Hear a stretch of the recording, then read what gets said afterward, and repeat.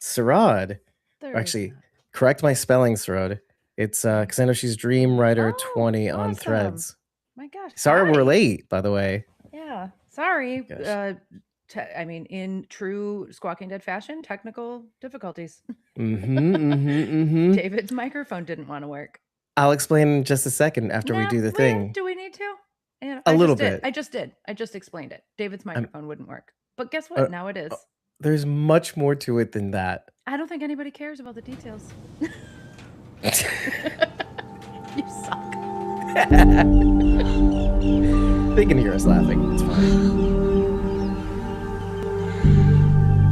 We are Squawking Dead, a podcast pulverizing programs beyond the Walking Dead universe. Sometimes we give you news, sometimes we make you laugh. Most times we go deep. I'm your host, David Cameo, and I'm joined by... Good morning, everyone. CosmoMom09, happy to be here. Good morning, everybody. Good morrow. Good morrow to you, ladies and gentlemen. That, as we talk about silos, excuse me, sixth episode of its third season, titled The Drive. I was about to cough again. Oh. And, okay, hey, listen, we're here. We're live today. I wasn't going to go live, by the way, until I did. Because I said, you know what? We did a thing. We said we'd do a thing, and that was it. But here we are, live. I woke up this morning, and I still wasn't sure. And I'm like, I'm going to watch the episode just in case. Well, part of it was because I kind of wanted to see if we could do a reaction episode, because I had literally woke up at 6 a.m. just to watch this episode. So, Sarad, oh my gosh, had not even watched the episode when you commented on it last night, and I didn't know what to think or say, obviously. So I figured, let's just defer to the conversation. I don't even know if she's here. It sounds like she's here, but she's probably not. And there's a 0 next to the eyeball. There's a 0 next to the eyeball. Oh, so probably not. It's probably not. But there's a 3. I see a 3. Is there a 3? Oh. Studio chat 3. Studio chat 3. Well, studio chat 3? That's weird. Yeah. Oh, yeah. I do see that. That's weird. Why is that there? Anyway, let's move on. Okay. Anyway. That means there's 3 of us. But there's not. Who's the third? Who's the secret third? Could just check the people. No. In the studio says 2. Anyway, let's move on. The Drive. Oh, The Drive. What a title. So special and unique. So mysterious. The Drive. Rachel, how does the title relate to what we saw this episode? I love it. I think this is one of the first times this season anyway where the title isn't specifically about like the thing, right? Like the thing. I feel like so far the title has been pretty obvious, and it relates to like the one thing we see in the episode, right? Very obviously. Mm-hmm. But this more one, or less. Yeah. This one I feel like has a little more wiggle room. Right? There is the literal thing where Daniel and Helen are on a drive. Throughout the entire episode, yep. The entire episode they're on a drive. Out of their control, which is terrifying in itself.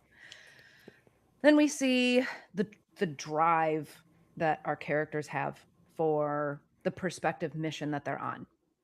So Billings and Hank are on their own mission. They have a certain drive to solve 2 mysteries, really, but those mysteries are intertwined in each other.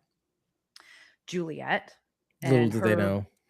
Yeah. Juliette and her whole band of misfits have their own drive and mission that they are the one that they are presenting, and then the actual drive, the hidden mission under the cloak of rescuing children.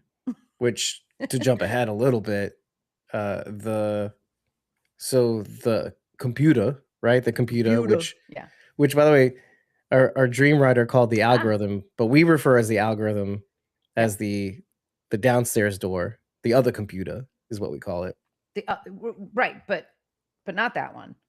Well, the algorithm is the other computer, the AI, quote unquote. I know the captions are calling the upstairs AI the algorithm. Are they too? Yeah, because they called the other computer the algorithm as well.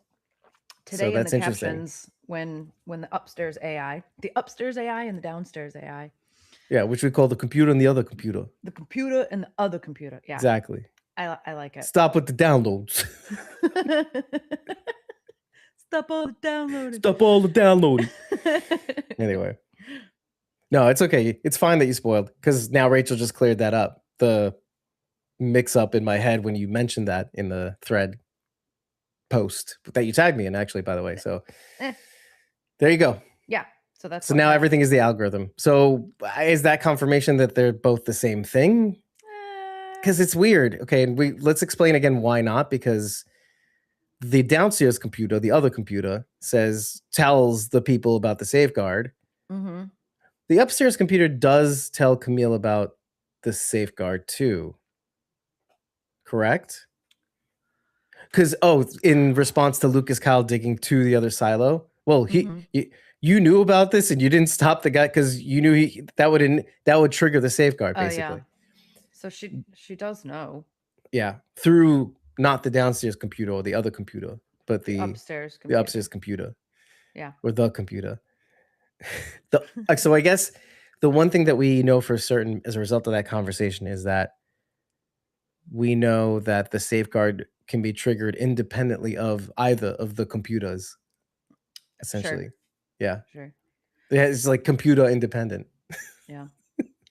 All right. So let's, Okay. if you are willing to do this with me, let's talk about Go chronologically. I know you hate that. No, so I was just kidding. But I do think let's focus the beginning of our conversation on Daniel and Helen and talk about them, and then move to what's happening in the silo. I agree. It's a good way of getting them out of the way anyway, because there's not much to it. There wasn't a whole lot of movement, but there was a lot of information. There's a lot of information. There was a lot of tying in what we see there to actually what we're seeing in the silo in some senses. Like having no control, who's driving. Similar verbiage was used, which I think was deliberate. Okay. All right. Let's go through that, because I don't know. I feel like there's going to be a little dumb Dave in this conversation today, but we'll see. I don't know. We'll see. I've had most of my coffee, so I think I'm firing all cylinders. I have not. I still have like one or two more cups, but at least I'm halfway there, so we're good. Cowabunga. Okay, let's talk about the big thing first. So the bad thing that Helen did, right? I kind of had a feeling she wasn't. Bad. Yeah, she doesn't strike me as someone who would just make something up, which I guess for argument's sake she did, but it was for good reasons, right? Right. Which was kind of what I predicted. I didn't think she just fabricated information for a story. So it's safe to say that Helen is still a good guy. For argument's sake. Did you suspect that she might not be? Is that where that's coming from? Not at all. But it was just nice confirmation that we got the answer to the, what did he call it? Journalism fraud. Journalistic fraud. Yeah. Journalistic fraud. I was hoping we would get more of an answer on that, and we did. So I'm just happy. Same. Didn't want to think bad things about her, because it's hard to know who to trust in a situation like theirs. Yeah, I didn't think anything bad about her, but it's comforting to know I was right. yeah. Comforting to know that all your theories actually kind of make sense, and there's no holes in that plot. Let's add a little spice to that, because similar to Juliette wanting to protect the kids, Helen protects her source at the expense of her own career. Juliette even offers to take the Forgetty Spaghetti in order to, like, okay, let me rescue the kids. They'll take the Forgetty Spaghetti. I'll take the Forgetty Spaghetti. We're all gravy. And the computer's like, yeah, all right, I'm the computer. I tell you what to do. Sounds great. Like, rejects everything up until that point. Like, wait, well, hold on. Yeah, that's great. Yeah, let's do that. Fine. We're good. So, and now I'm going to get to the specifics of what Sarad said about The her algorithm. theory about the computer. Okay. That- Yeah, I'm that it's- interested. I didn't see that this. bucking what I've actually convinced you guys of this whole time. She thinks the computer is not a computer. The computer is a poison. I said that. Yeah, I know. I'm yeah. saying it that way because I feel I've said- bad. Like said that. everybody's against me. I actually think it might be based on a specific person, which I Daniel. which I said, yeah. Well, I even said there was at one point, I remember in the episode where in the spot where I'd edited, I mentioned there was a specific word he said on the show that I actually blew up and said several times as I was talking about the one word that sounded like the computer. Okay. And it was kind of funny. I kind of made it a sound effect throughout that episode. Oh my gosh. Because it sounded like the computer. So I was also going to mention in our conversation about Daniel and Helen, how much Daniel, since we've met him, has always sort of had a monotone dialogue. But I noticed it even more so in this episode. I felt like this episode, more than any of the other ones, was his delivery and his speech pattern just like very I am apologizing in the present tense. Very robotic, right? A little bit. It's like they're gradually making him sound more and more like the algorithm. Yeah. The computer. I'm never gonna let it go. Computer. I like it. We haven't heard those words on the show yet, so computer. That's why we're calling it, by the way, Sarad, that's why we're calling it that. We're calling it that because we don't know what it's called because it doesn't say what it's called. Right. I don't care what the captions do, but yeah, but it's more funny to say the computer. There's no other computer. There's just the computer. Well, and it is, even if there's a human person behind it, there's still Juliette. All the all the ITs are talking to a computer. That is a computer basically in front of them. Well, even Martha. Even if there's a human behind it. Even Martha's asking, is it a computer or is it poison? Julia, I don't know. Which is kind of funny. How did they know that would be like? Yeah, Martha is all of us. Is it a computer? Yeah, she's asking the right questions. Same questions we have. Yeah, me, I'm just assuming it's a computer, and everybody else is like, it's Daniel. I'm like, so maybe it doesn't make sense though. I know. Come on, I don't think about it. I don't want to jump ahead unless because I know we're talking about Daniel and Helen right now, but there was a moment where I was like, oh yeah, 100% person. When Camille walks in there unexpected and just starts immediately talking to the computer, and there's that long pause. And that's what Sarad mentioned. Yeah. And I'm like, oh, there's nobody there's no one at the helm right now. Right, he's in the bathroom. Yeah, she had to wait for somebody to come back. The IT guy was just taking a dump. Yeah. Because he's the IT guy all the time. He's like me, IT. He works in this room that you see here all the time. It's you. Camille was waiting for you to get back to the computer. Yeah, I have to go to the bathroom eventually. If our other insane theory is true, right, then it is Daniel. Okay, let's just remind Sarad what that theory is. But I had thrown out there, kind of like, wouldn't it be fun? It's true, but wouldn't it be fun if this is happening now? Right, Juliette in the silo. Both of these timelines are happening simultaneously. Right. Or my theory was that these two timelines are not as far apart from each other as we think. Right. Exactly. I'm not so convinced that they're happening simultaneously. Exactly. Daniel may still be alive, but we're talking maybe 40 years in the future instead of 300 and whatever that they told us. Right. Yeah, it was 143 after the first rebellion or whatever, the AR. But they've been maybe in the 300 for like years. 300 and something years. Yeah, they're getting close to the in general. Yeah. They're getting close to the end of their 70 years away from their end run, basically. So it's 230 years maybe in the silo if they have 70 years left. Well, I thought oh my gosh. Oh, that one episode where we got all the facts? Well, the spreadsheet that Bridget shared with us had sort of a timeline in it.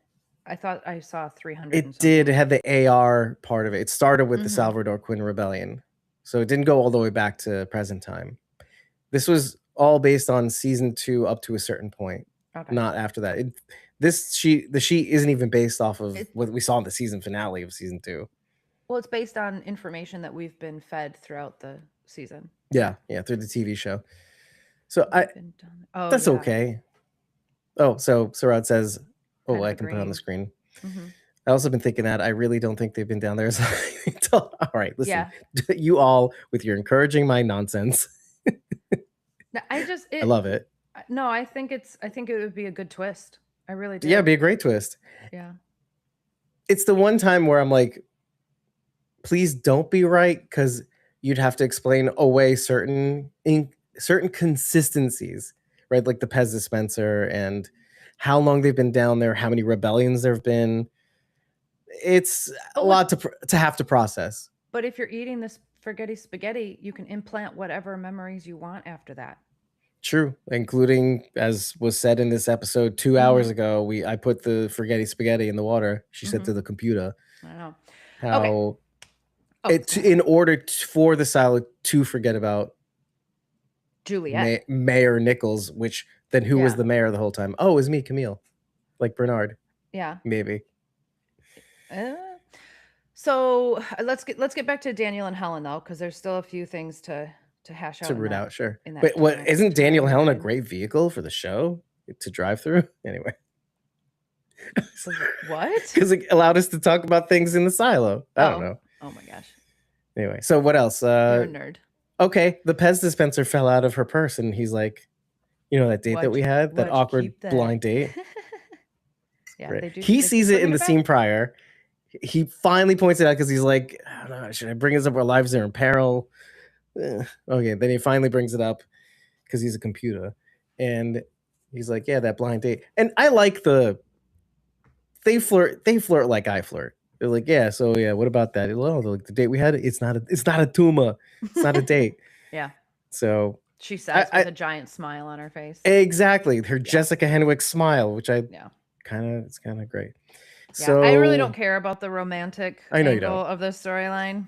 I mean, it's obviously there. They're gonna do what they want with it. I don't care. I honestly don't care. I think it's beautiful. Look at me, I'm a romantic. I'm a computer romantic. Sure, I can agree with you. I just don't care. You just don't care. I don't. I And really then don't. Unless this relationship is going to result in something important. this is gonna sound funny. You ready? Mm-hmm. Oh, Knox's dad, Deegan Knox, by the way, which I'm sure we've heard his first name before, and I've filed it away and then never came back to it. But the whole episode, I kept thinking, okay, are they making it seem like Miles Harwood is Knox's dad? Knox's dad? Then he would be Knox Harwood, but then we find out it's Deegan Knox, and then Miles Harwood says, "You got a shovel?" Yeah. Your dad's been dead for 2 years. It's the dad's Daniel Keene. The dad's Daniel Keene. Like I went from one theory to another because I'm like Patrick Kennedy. I'm more like Smallfoot than Bigfoot. But we're anyway, all Patrick Kennedy. Right we're now. all. Well, Bridget's the most Patrick Kennedy, at least on this show. Yeah. So yeah, for like for a split second, I thought they were doing the same thing with Harwood, and then I'm like, wait, no. I'm like, then Glinda's his sister. This is exactly. You thought that too? Okay, good. For like a split second. Did they know that they're gonna punk us like this? Sort of like lead us down this garden path of like, oh, Miles Harwood has been the dad the whole time. I wasn't at the meeting. Right. Then you meet your dad, who's a dirtbag. Right. Miles Harwood. No, I love it though. I like that they have this ability to make us spin out so easily. Yeah, and so predictably is really the point. It's like, oh, they literally said it's Harwood without saying it. They really didn't say it. And we believed it. We believed it. We ate it up. The dumbest thing ever. Yum, yum, yum, yum, yum. It was the easiest bird in the hand is worth two in the bush. Yeah. I don't know. That's not the expression. It's fine. So back in the car with Daniel and Helen. Sure. Back in the car with Daniel. See, we talked about the silo again. We can't help ourselves. I know. Well, they do a good job of tying these two stories together. They really do. They've been doing an excellent job. The other, besides the ending, the other thing I took note of was the conversation between, so taking us back to the silo for just a moment. We're in Martha's apartment, and Tim Robbins is talking about Bernard. the lines, right? They're talking, him and Lucas Kyler are talking about the lines. They refer to the pipes essentially as these lines going in and out here and there. It is more lines because power lines Mhm. versus pipelines. Huh? Sure. But like both, right? Yeah, Because yeah. anyway, I'm focusing on the word lines Okay. because back in the car, Daniel's underneath the steering wheel trying to unhook stuff. And he also refers to the brake lines and how Mm, the hackers are controlling the brake lines in the electronically, yep. car electronically.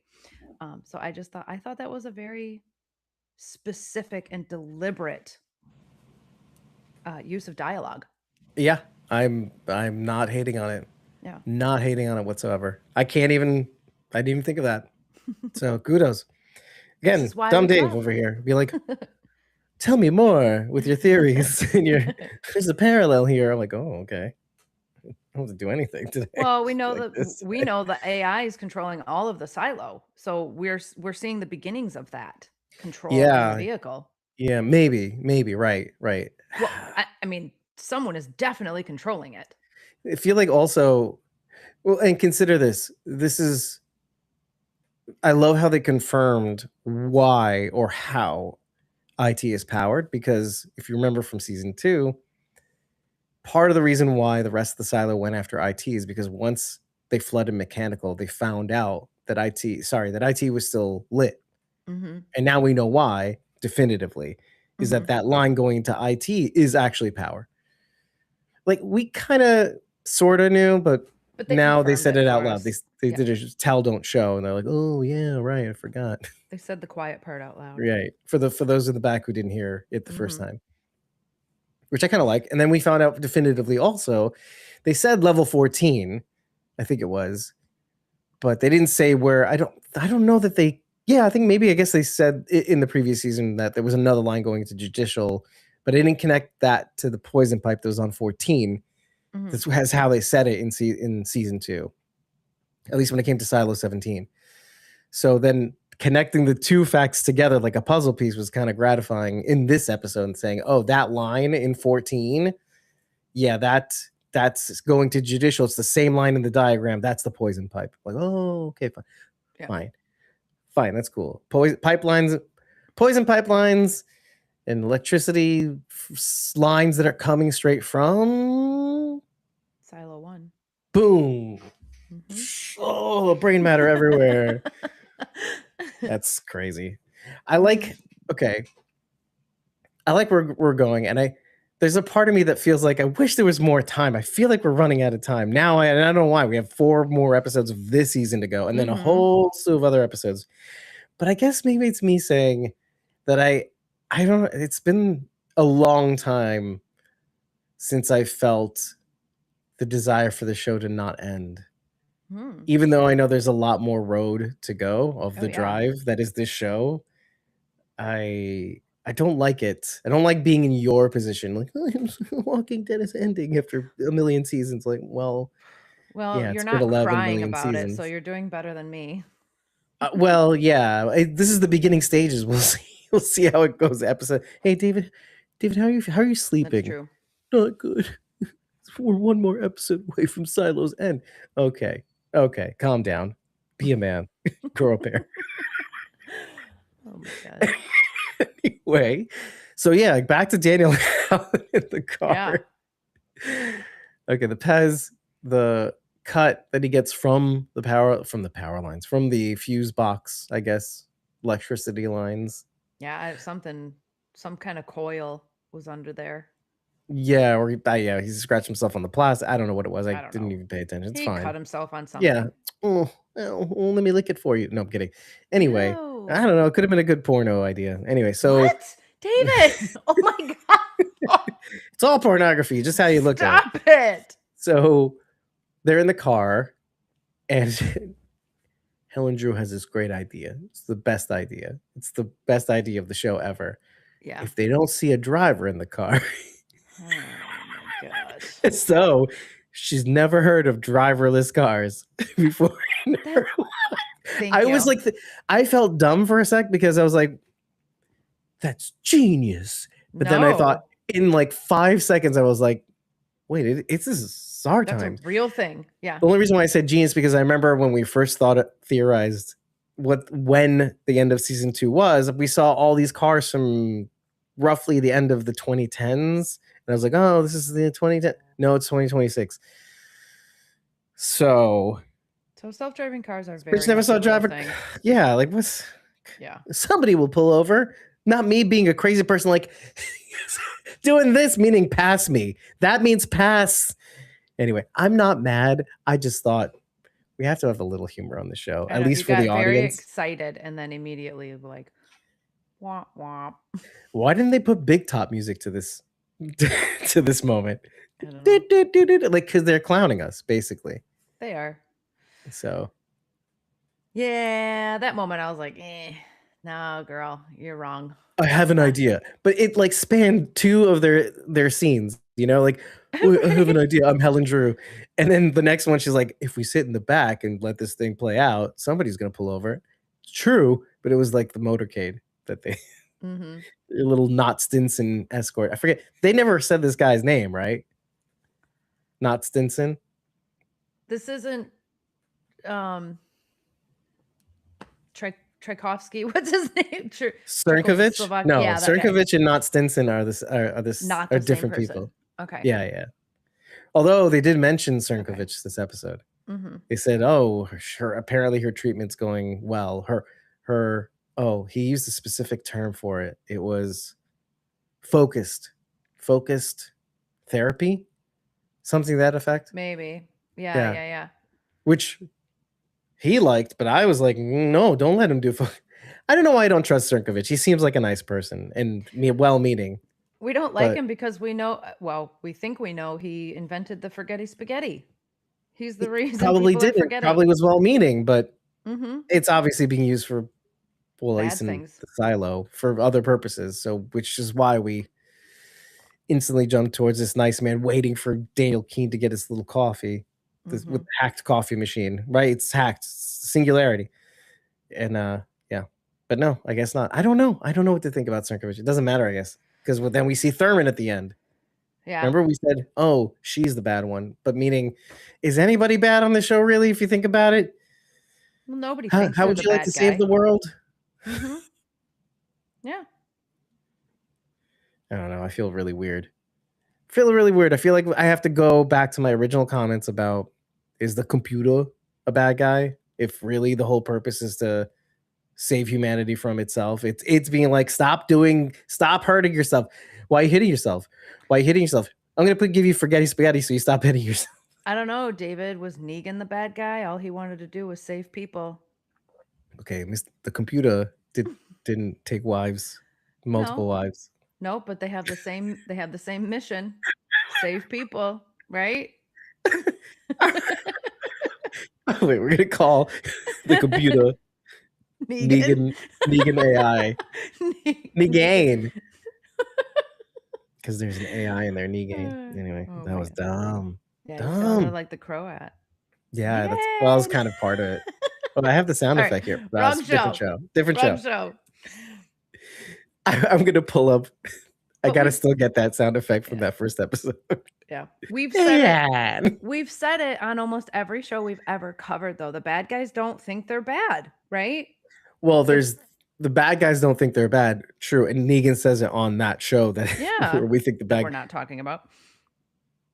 But I don't think they are inherently bad. I think there's a valid point because sometimes we do find ourselves reaching too far, and there's a segment in philosophy called forbidden knowledge. It's very often debated, and I don't think we've even talked about it on this show. It's a question more than there is an answer. Is there such a thing as forbidden knowledge? We do know that once a human sees something, they can't unsee it unless you have the forgetty spaghetti.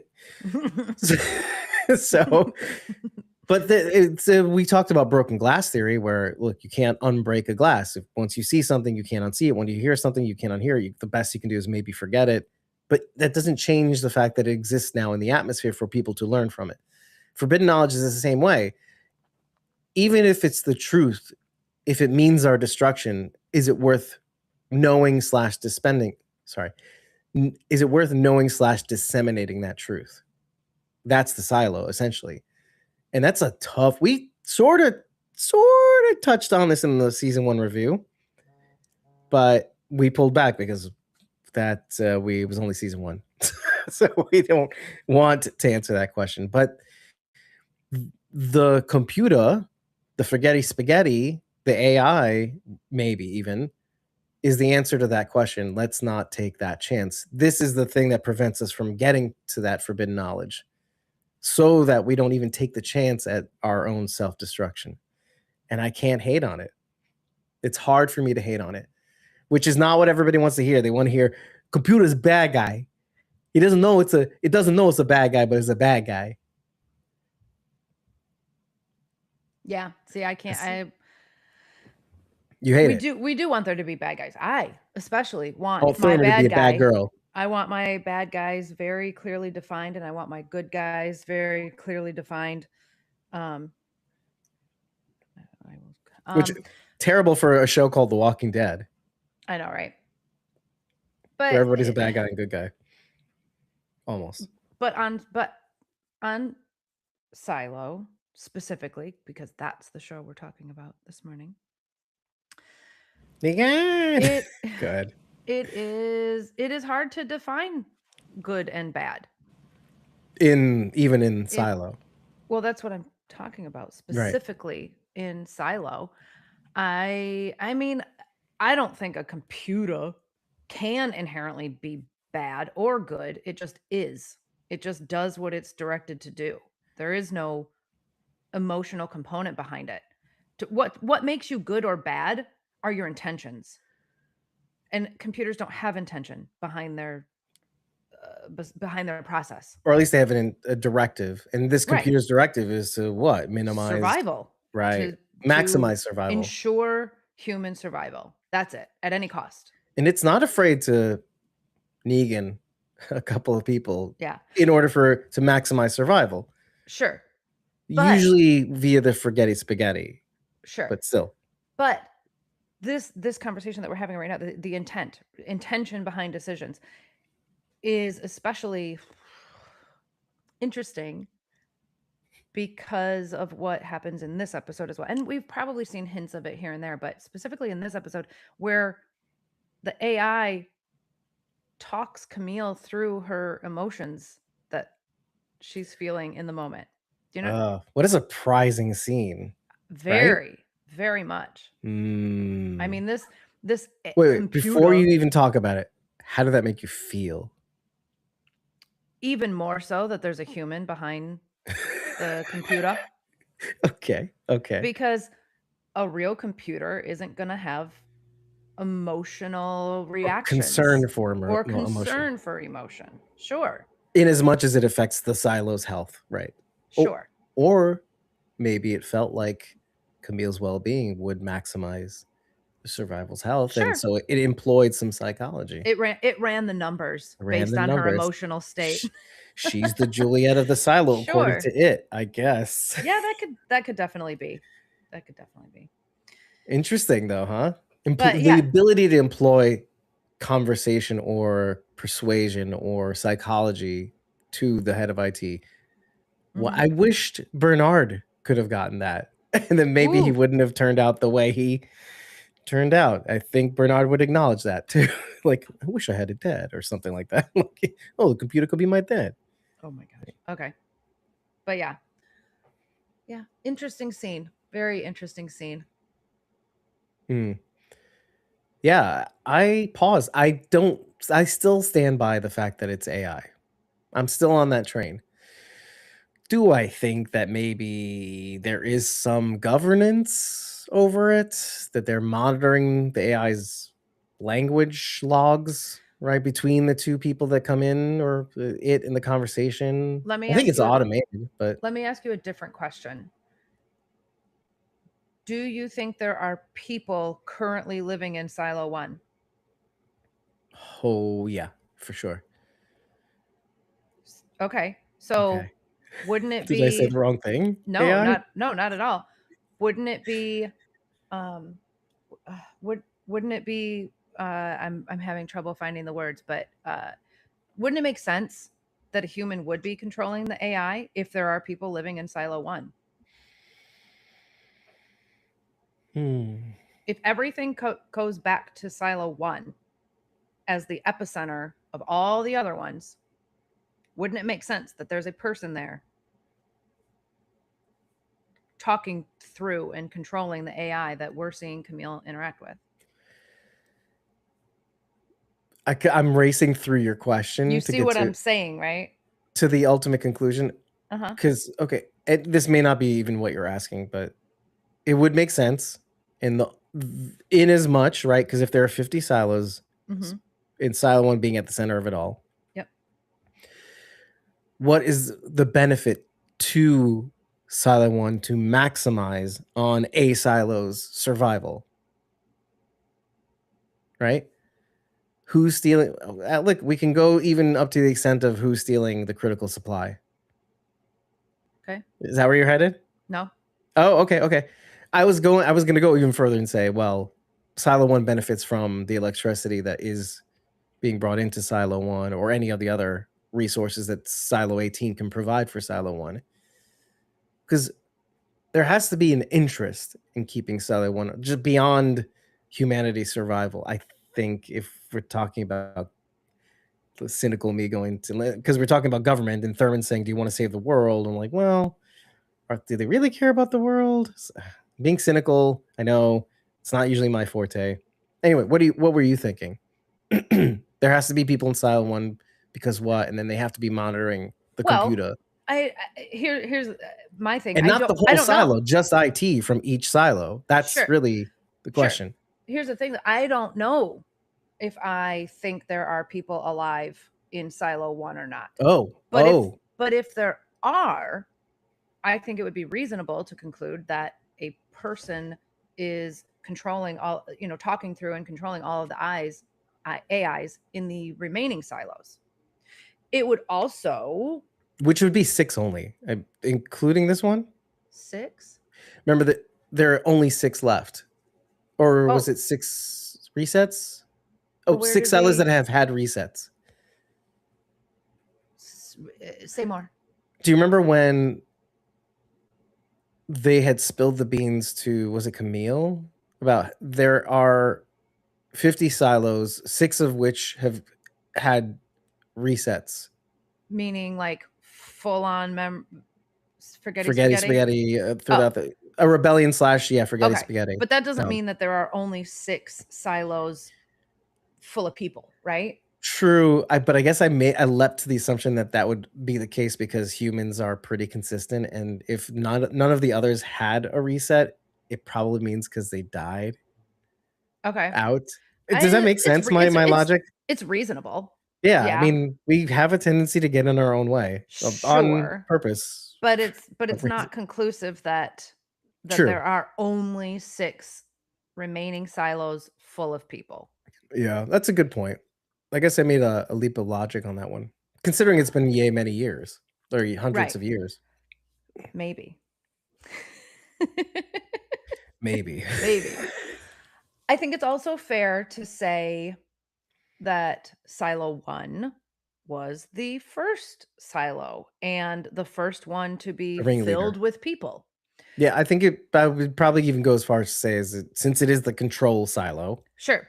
If it was the first silo, it was also maybe the test silo. Maybe they didn't fully stock it with enough supplies, and so that would be a reason they would be then taking from other silos.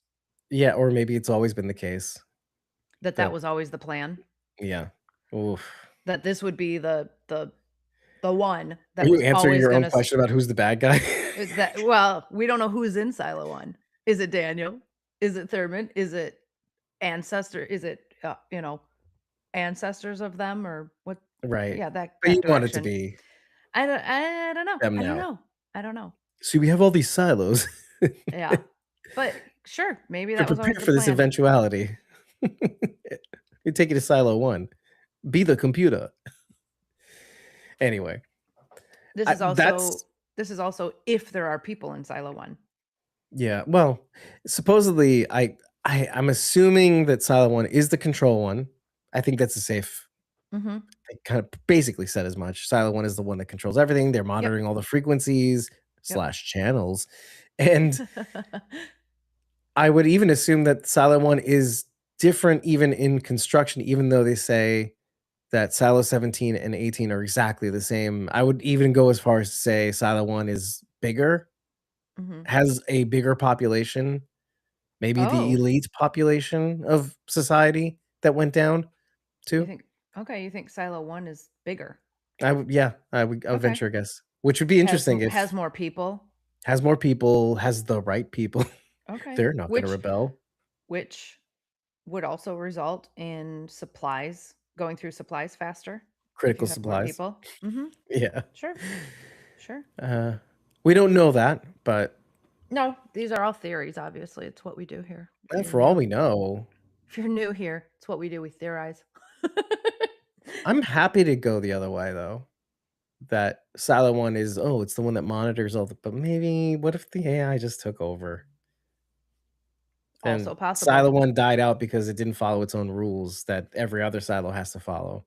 AI decided the people in Silo 1 were a threat to themselves, and so we wiped them out. They're like, And well, who do now you think you are? Not human? I can read you Yeah. like a book, Yep. Camille. Right. So, mm, yeah, they were a threat to themselves. They couldn't even be reasoned with like Camille did. Because Yeah. and that's the thing. Let's go back to Camille for a sec, even though we should probably go back to Daniel and Helen if there's anything more to talk about. We did a pretty good job.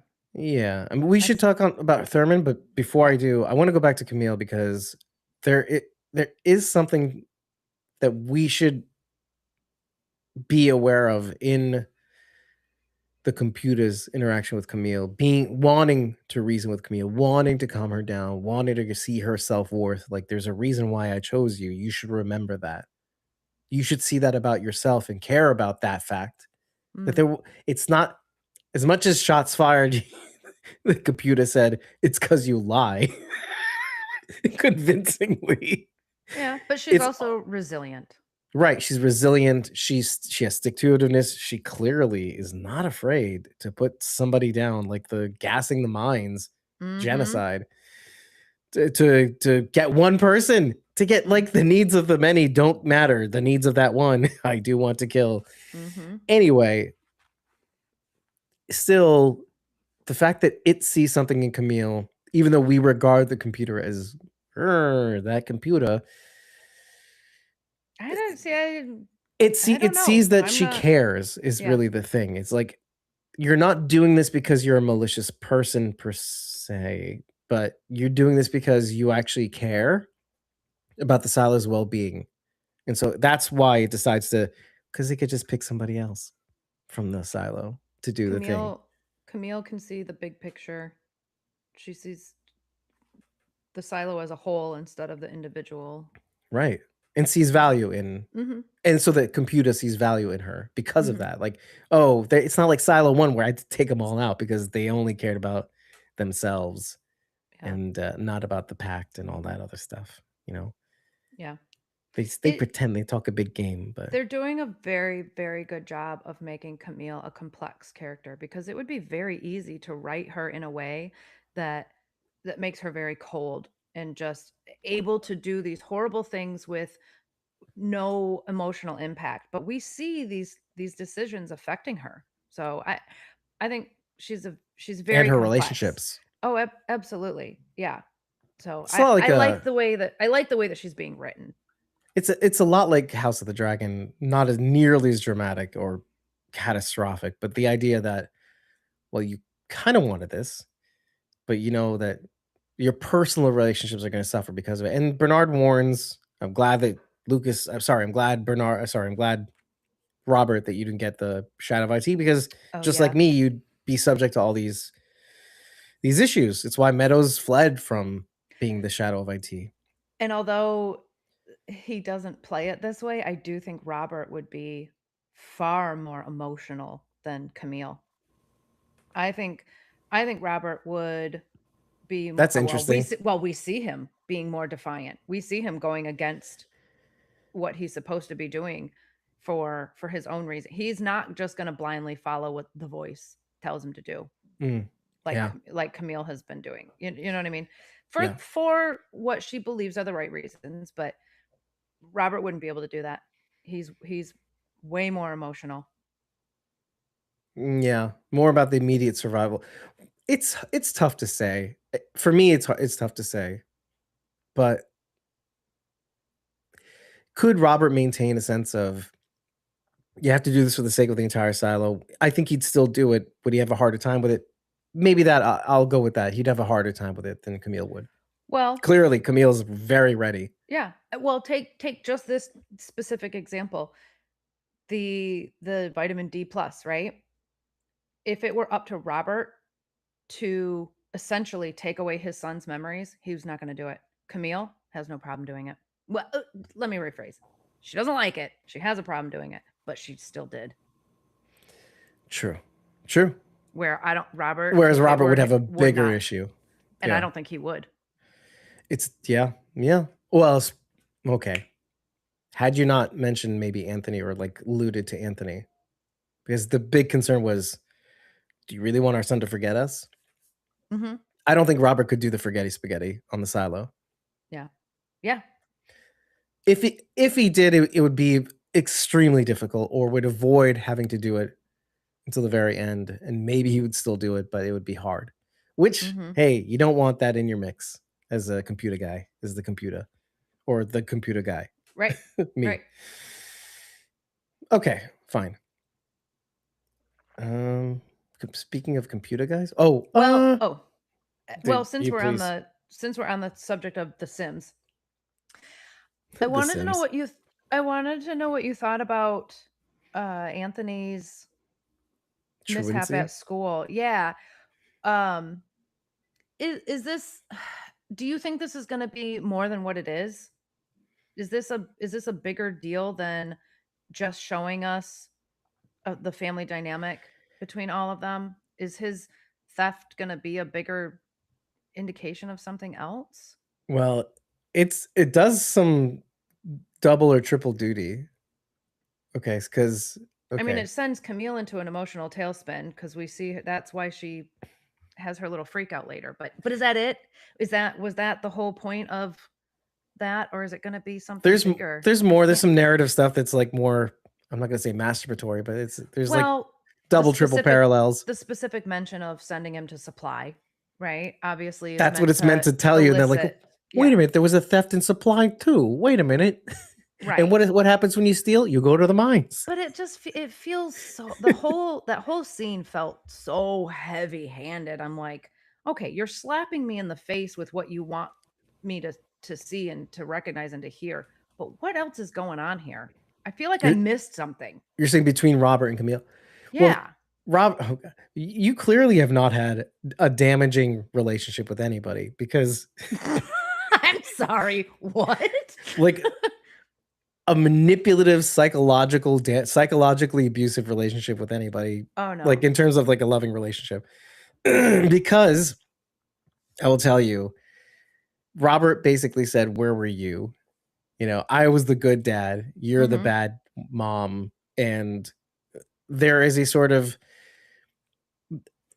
and you can't really give it to Robert 100% because it's a repeat of their other conversation. She basically says, why are you trying to make me feel bad for protecting the silo? And he's basically saying, what's more, it is a bigger allegory.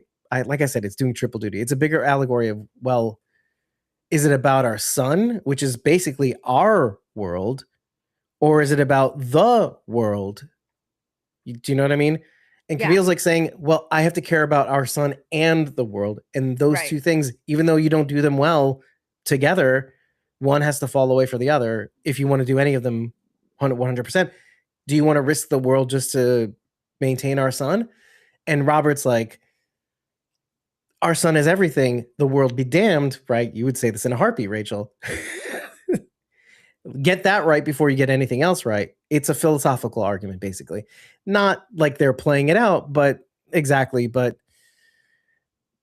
and it wraps up nicely in the conversation between Camille and the computer guy.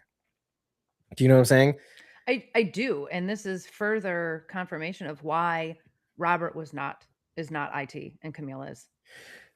Also true. Yeah. Also true, because it's a great chum in your direction about he does care more about getting Anthony right than he does about the silo. Mm-hmm. And it puts us aren't they viewers great pair?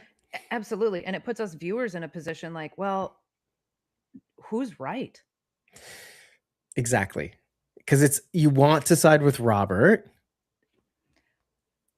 Yes, but if we sided with Robert every time, we lose then everybody. 10,000 people die. Yeah, you even lose a potential mate for Anthony. You know what I'm saying? You know what I'm saying? I'm just saying. And potentially, like, you could essentially be killing yourself and your son by choosing him over the silo. Yeah, or any one of you, right? Robert, Camille, etc., whatever. Right. And especially when you introduce the Spaghetti, which has been introduced already 2 hours ago. Which is apparently terrifying. Which is like, do you want to marry me, computer guy? Because like clearly, I read your mind before you even said it, computer guy. I know. Anyway, sorry, you were gonna ask me a question.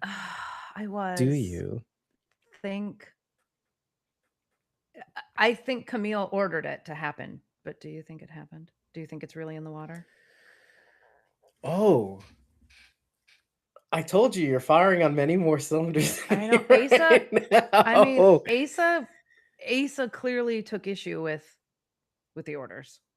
Well, okay, what Asa, head of water filtration, took issue with, or whatever it is. Sure. Asa took issue with the fact that to turn off the osmosis filters before introducing this, which clearly, I think this only tells us something that we had suspected. How many rebellions have there been since the original AR, right? Because AR means after rebellion, so it's 114 years or 24 years after the rebellion. We had suspected maybe there was a rebellion every generation, which explains Martha's memory loss / whatever in her agoraphobic state. But this actually confirms that, at least for this generation where Ace has been head of water filtration for however long, this has never happened before. While adding vitamin D. When you add vitamin D to water filtration, you don't have to turn the filters off until this point.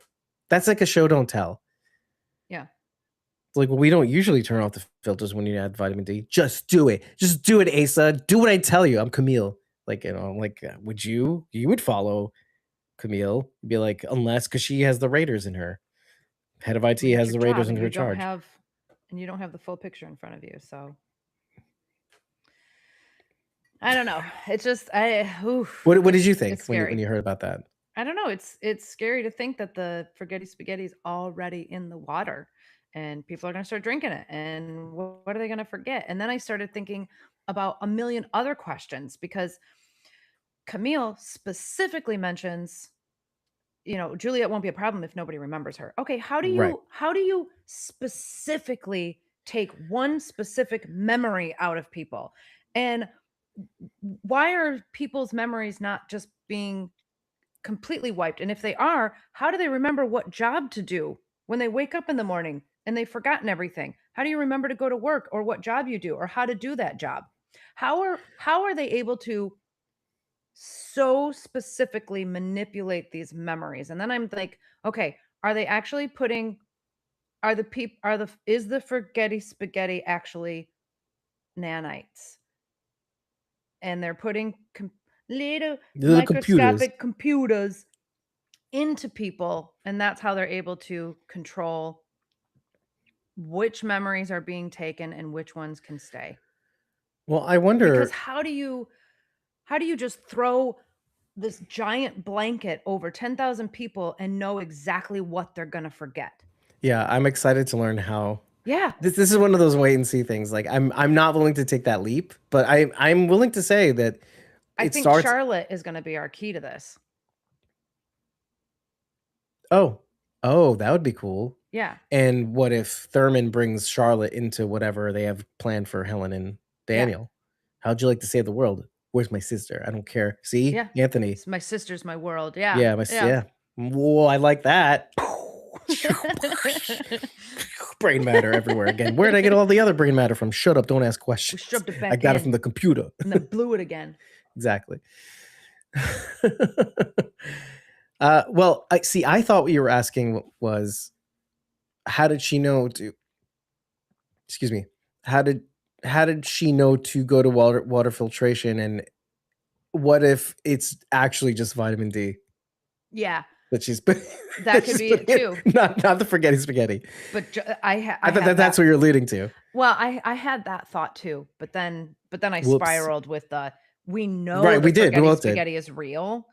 And so then my brain went that direction instead. Like, well, but how do you extract specific memory? Anyway, I already Right, covered that. right, Yeah. right. No, so we got obsessed about this spaghetti, but like I think that's Could where you're just headed. be vitamin D. Vitamin D. Yeah. Yeah. It's just like a lot of it. It's like turn Mhm. off the filter so that you get too much, you get only a little tummy ache. So maybe oh my gosh. Sorry, that made Maybe me laugh. I'm being dumb, Rachel, now, but the word osmosis just it's something that happens while you're sleeping, right? Isn't that what osmosis means? It's the opposite. Osmosis means so I But wish when you I learn through osmosis, it's while you're sleeping or well, while you're unconscious. it's less about sleeping than learning without learning is really the whole point. Is that Okay, so you more are about fed paying it. attention? It's more about repetition and it becoming something that you hear over and over again to the point where you can memorize it rote. Actually is kind of part of not your identity, is that you remember it intrinsically So without could even thinking that you remember it. That's where osmosis comes in. But really, okay, go ahead. so could this osmosis filtration have to do with the memories that are being either implanted or extracted? No, it's just the method of water filtration. Oh. So it literally So has to do with the water? I don't know. yes, it's a way of filtering out the water. Okay. Let me Maybe I don't let me know enough about the word osmosis because well let me bring it up anyway because I didn't know how to explain it technically, so I'm going to bring it up. But okay. well, I should bring up the technical term for osmosis first, but maybe I'll go through the water part first. Do you have like the definition pulled up? Yeah. Okay, read it. So reverse osmosis filtration is as follows. It's reverse osmosis systems use your home's water pressure to push water through a semi-permeable membrane, right? Osmosis is when something goes through a membrane to be filtered out. Okay. This process removes up to 99% of contaminants, including lead, arsenic, fluoride, chlorine, nitrates, PFAS, and heavy metals. The filtered water is delivered to a faucet while the impurities are flushed away as Heavy wastewater. metals? Yeah. Like Why? little robots.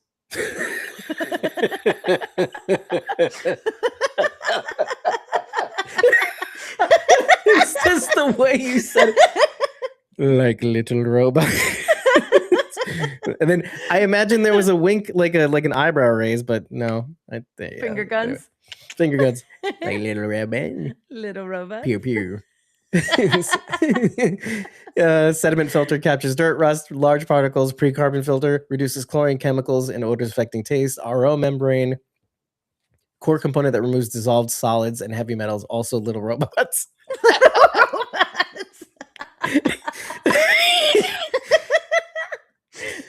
Post-carbon or remineralize. That's a big word. Remineralization filter Mineralization. polishes water taste and may restore healthy minerals like calcium and magnesium. Okay. But let me just pull up osmosis itself. Oh, weird. Okay. So in regard to filtration, it has nothing to do with what I'm saying about No. But osmosis is the passive movement of water or another solvent across a semi-permeable membrane from a region of lower solute concentration to a region of higher solute concentration until equilibrium is reached. Okay. I've heard the word osmosis used like specifically if someone's learning a new language, they'll put on like a Spanish tape while they sleep. While they sleep or in a sort of busy state, let's say, and then you find yourself, yeah. all of a sudden you're immersed in that thing. In your brain. Well, the membrane is your brain. Right. They're saying. And so the words are filtering through your, anyway. They're saying, the important parts of this spiel that is constantly winning around your ears. So the bigger question here is, what does it mean to turn off that? Because she tells him to turn it off, right? Before introducing. To make it more concentrated, to not filter it out. Okay. So that the little robots can get through. Right, exactly. We don't want to filter out the little robots, do we? Okay. All right. Right. Again, unusual for him because it's like we never had to do that for vitamin D specifically, not D plus or whatever. I don't know. Okay. I'm on board with all this. So that does tell us that it's probably not just vitamin D, that she does want the forgetty spaghetti to get through. Right? Or like you were saying, it would be interesting if it was a smoke screen. Like you're doing all the right things, but you didn't really introduce the vitamin D plus forgetty spaghetti. Okay. Yeah. All right. Well, I'm not sure that I'm with that, but I like it. Know, but I like it. I'm here to find out. Sure. I'm excited to find out. Let's see. Excuse me, sorry. Right. Oh, okay. I also was in my notes being like, kind of interesting how we forget Robert Sims is the judge in judicial. Right. And they do kind of mention this episode, but as they were talking about the two lines or pipes, I was like, well, judicial, wait a minute. Isn't Robert the judge? And he can help with the poison pipe stuff.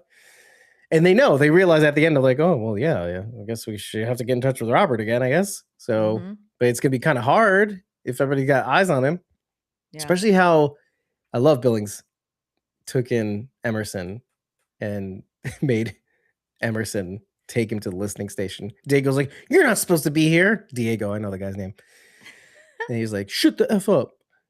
I wrote the pact and you're not supposed to exist. Yeah, that's right. All right.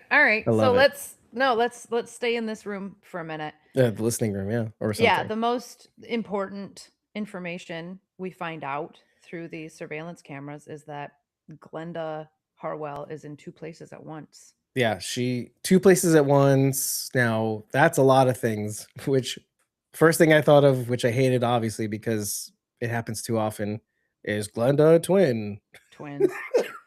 Well, I was actually... So specifically what Emerson says is, yes, this is the same 10-minute segment. So at the very least, Glenda got from one place to another within 10 minutes. Right. So what I thought of was the secret ladder in medical.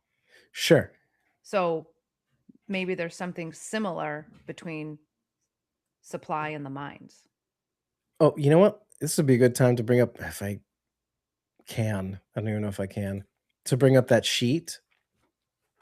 Oh, like how far away the levels are? Yeah. Yeah, that would be good, because I don't know how far supply is from the mines. Right, because then I'm just talking out of my butt. Sure. Silo details. Yep, I have it. But that would be that would be the reason we see that secret ladder. Secret, like the secret computer. Yeah. All right, let's see. Here we go. I'll just say it so I don't have to do the screen share thing. Yeah, please. Silo levels. Okay, let me see. Mines. Engineering and mines is in 72. Okay.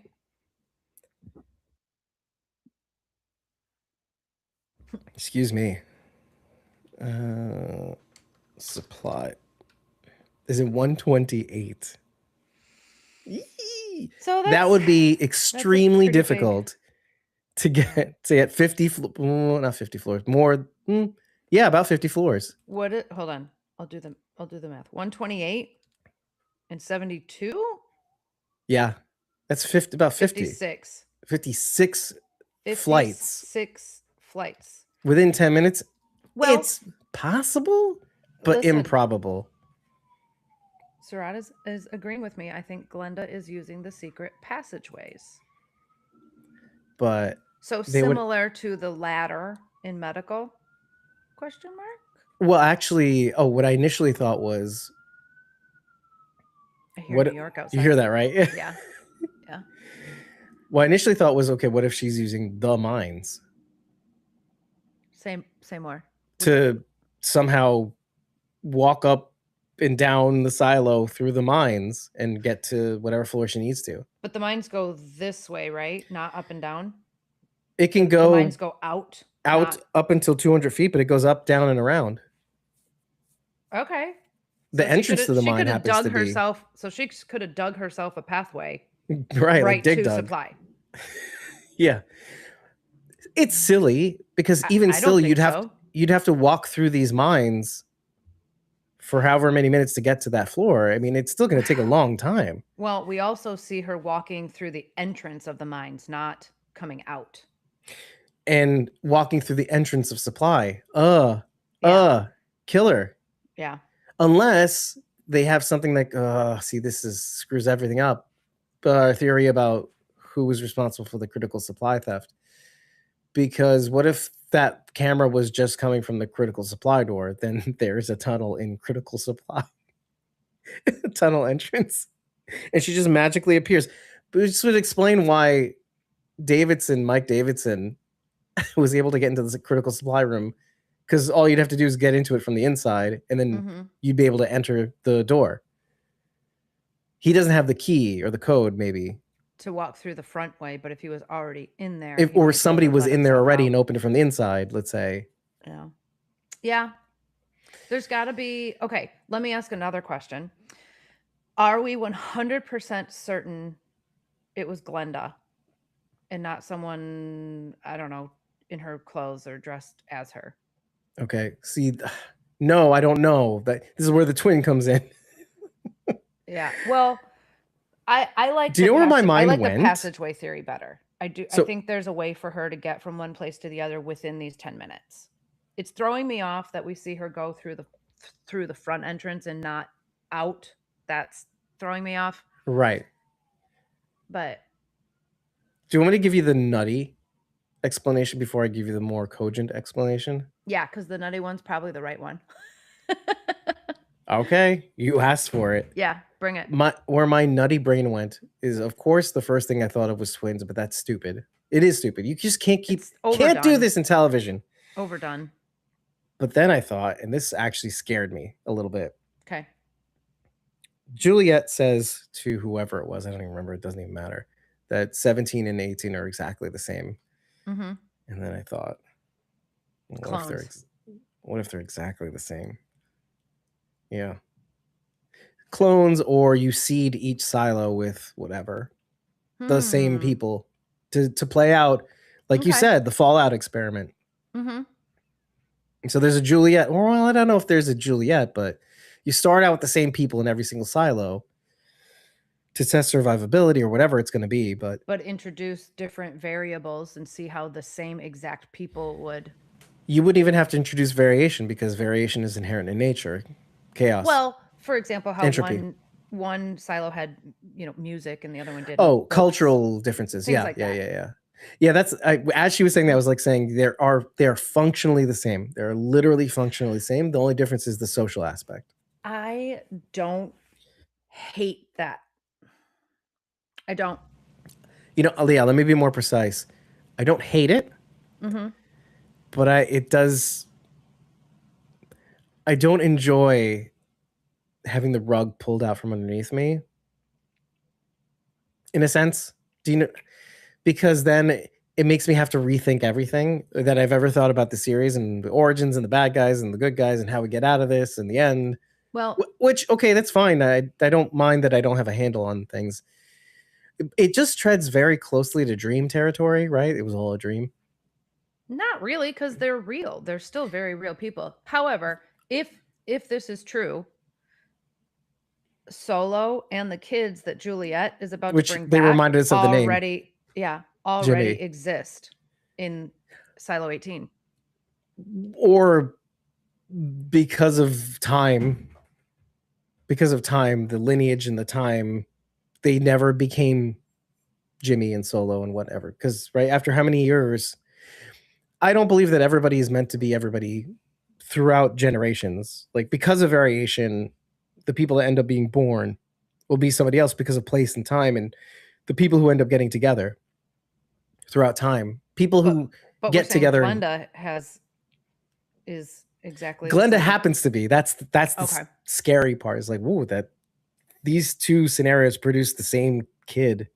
Okay. In two silos down the generations. That means the lineage would have to be identical down to time and place and whatever. I liked where you started, but you're starting to lose me. Because it would take, because I'm getting too granular. And listen, that's why I don't like this. Listen, so, I just like the idea of carbon copy silos. You can just like leave literally, it at that. And I'm like, yep. Yep, that's her.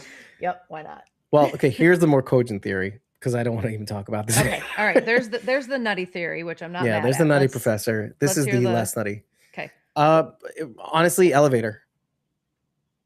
There's an elevator. One that already exists that no one knows about. One that nobody. Unlikely. Well, is it unlikely? It's the only explanation that somebody could be with a 10 minute variance in dramatically different places at once. 56 floors in 10 minutes. We've seen our characters jump through the recycling chute. Is that a possible? I mean, why not? In 10 minutes? I mean, if you're just falling. In 10 minutes? In 10 minutes, Milkji?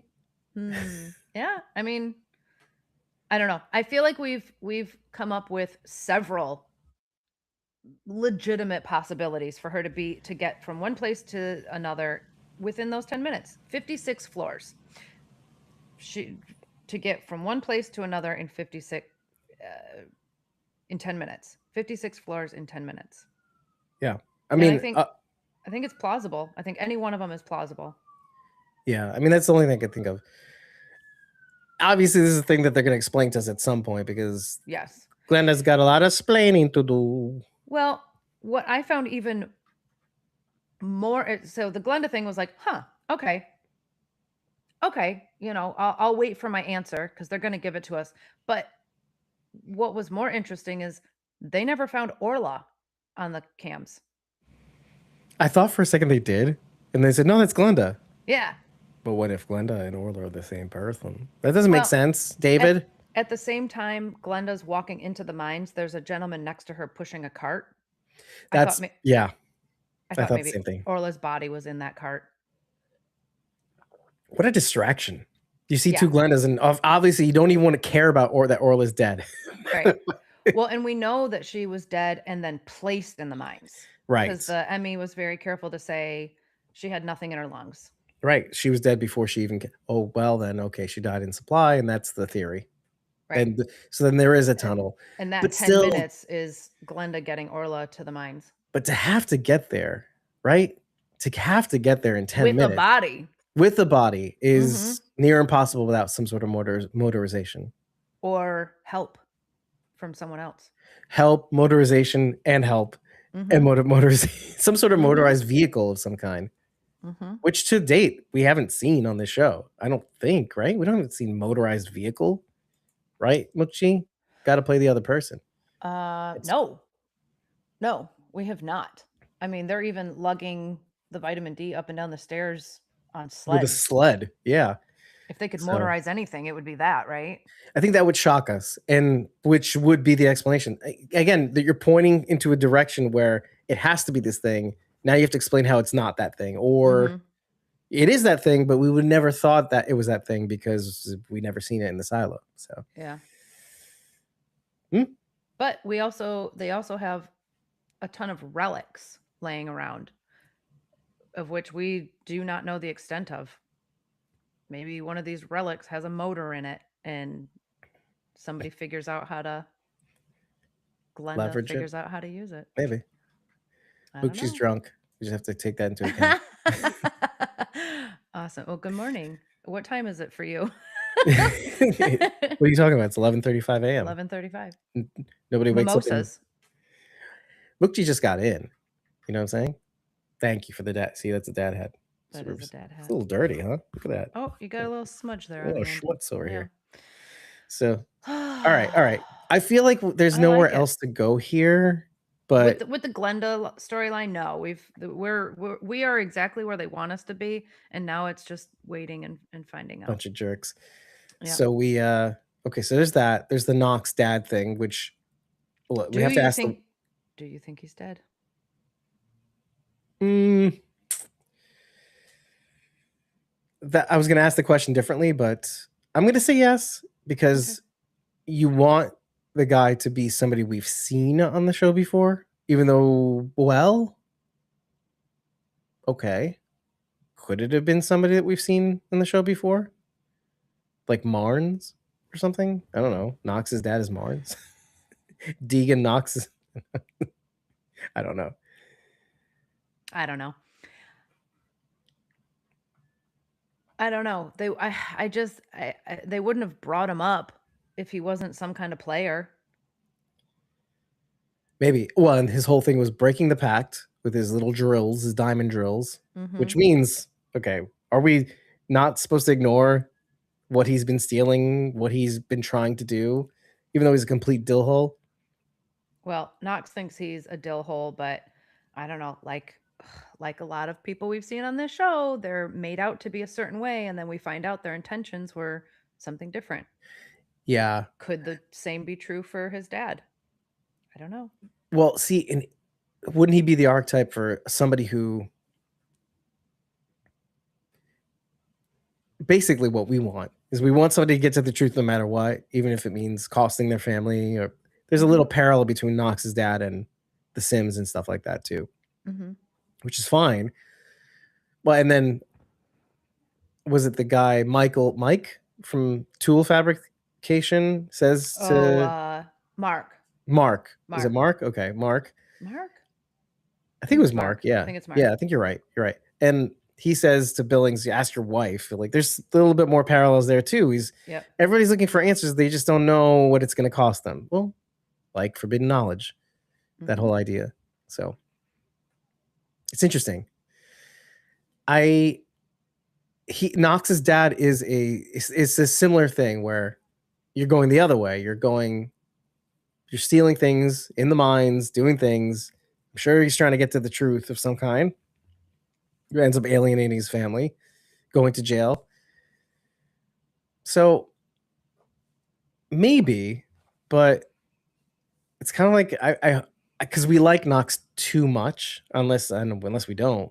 But we like Knox too much for his dad to be, oh, he's just trying to get to the truth. Like, no, I don't care. You heard our baby Noxie, so no, thank you. I don't know. They introduced him for a reason. I guess Do you think he's still alive? I feel like you think he is. I don't know. I just don't understand why they would introduce this character that meant nothing just for him to be dead.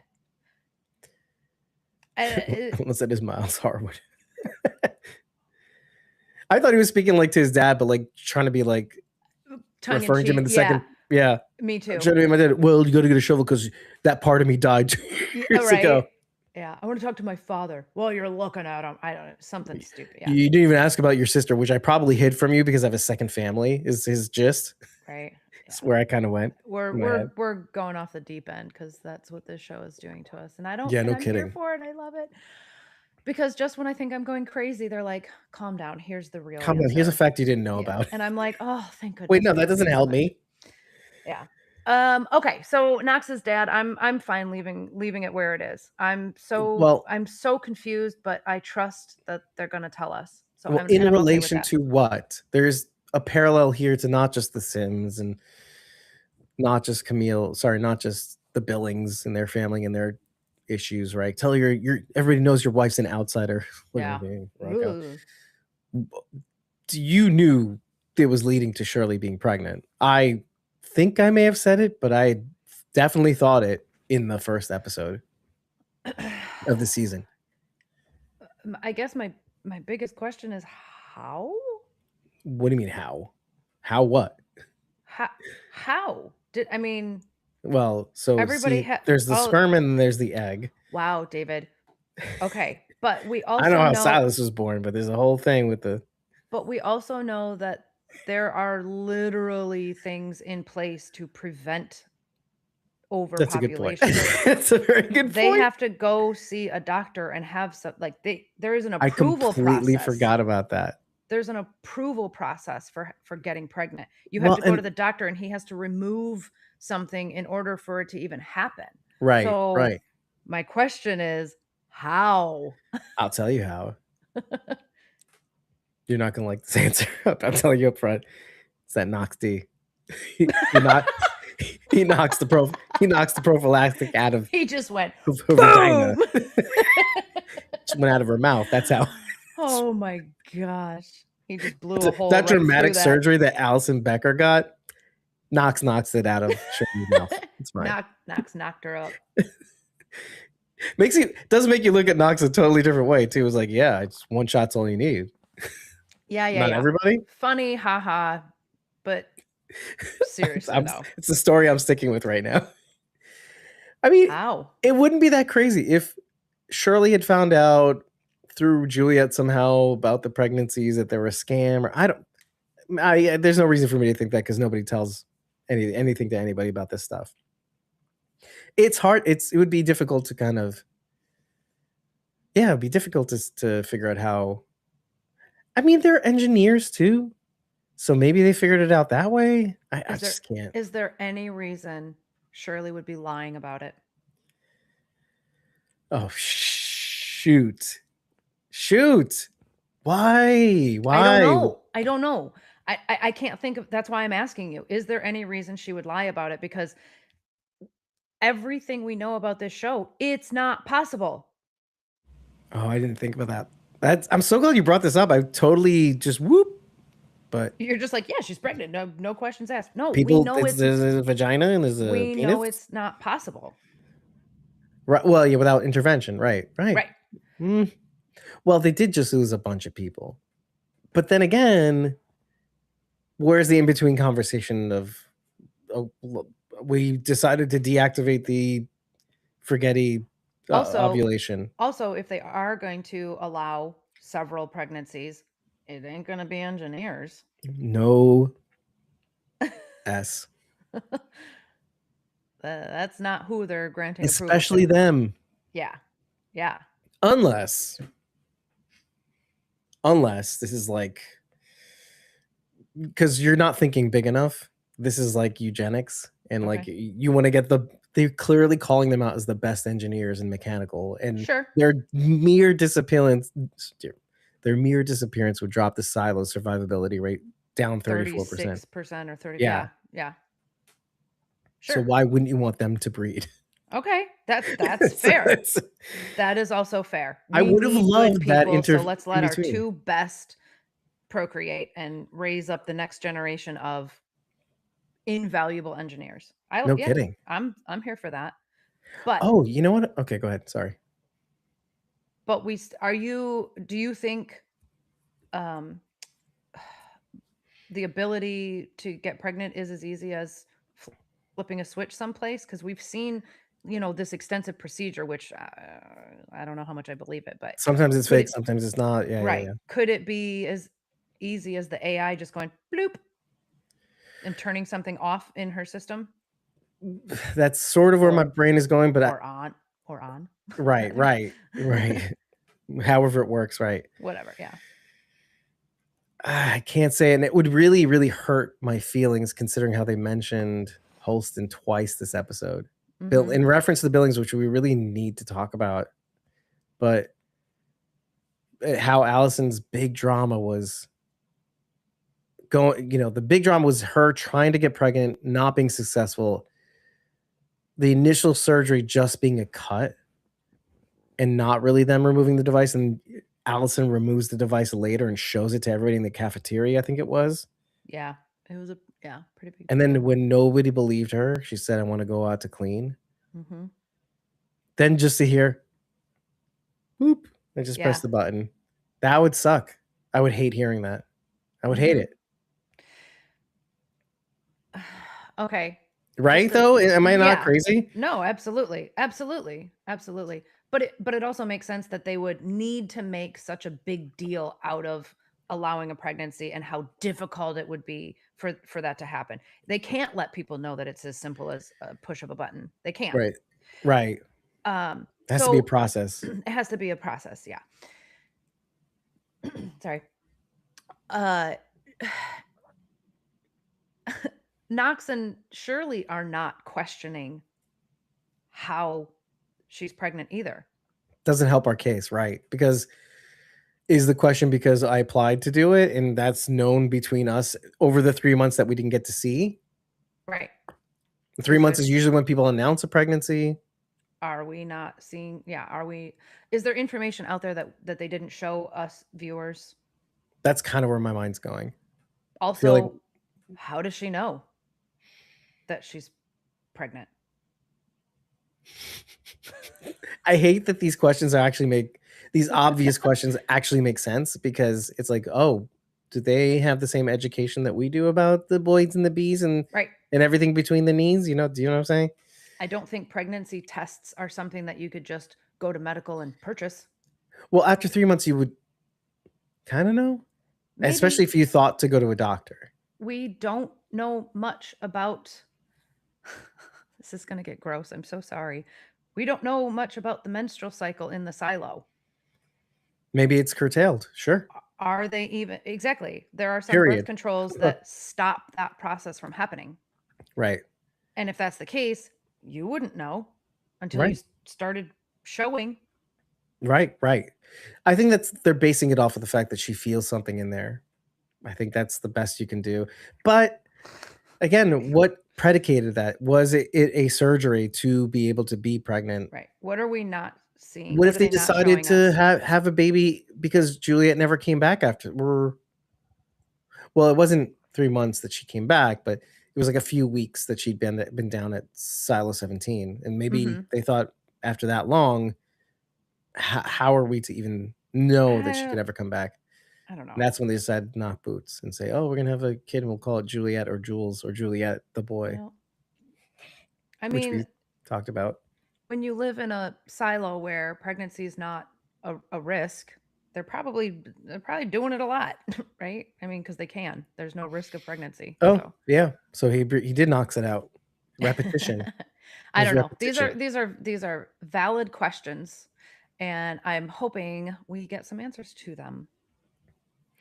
Me too. There are other implications too. Okay, so let's go to Billings, because there's a lot of things that happens to Billings. Knox and Mark belittle him. Like, what are you gonna do about it? You're not Holston Becker. Was one of them. Oh, I felt bad for Billings this episode.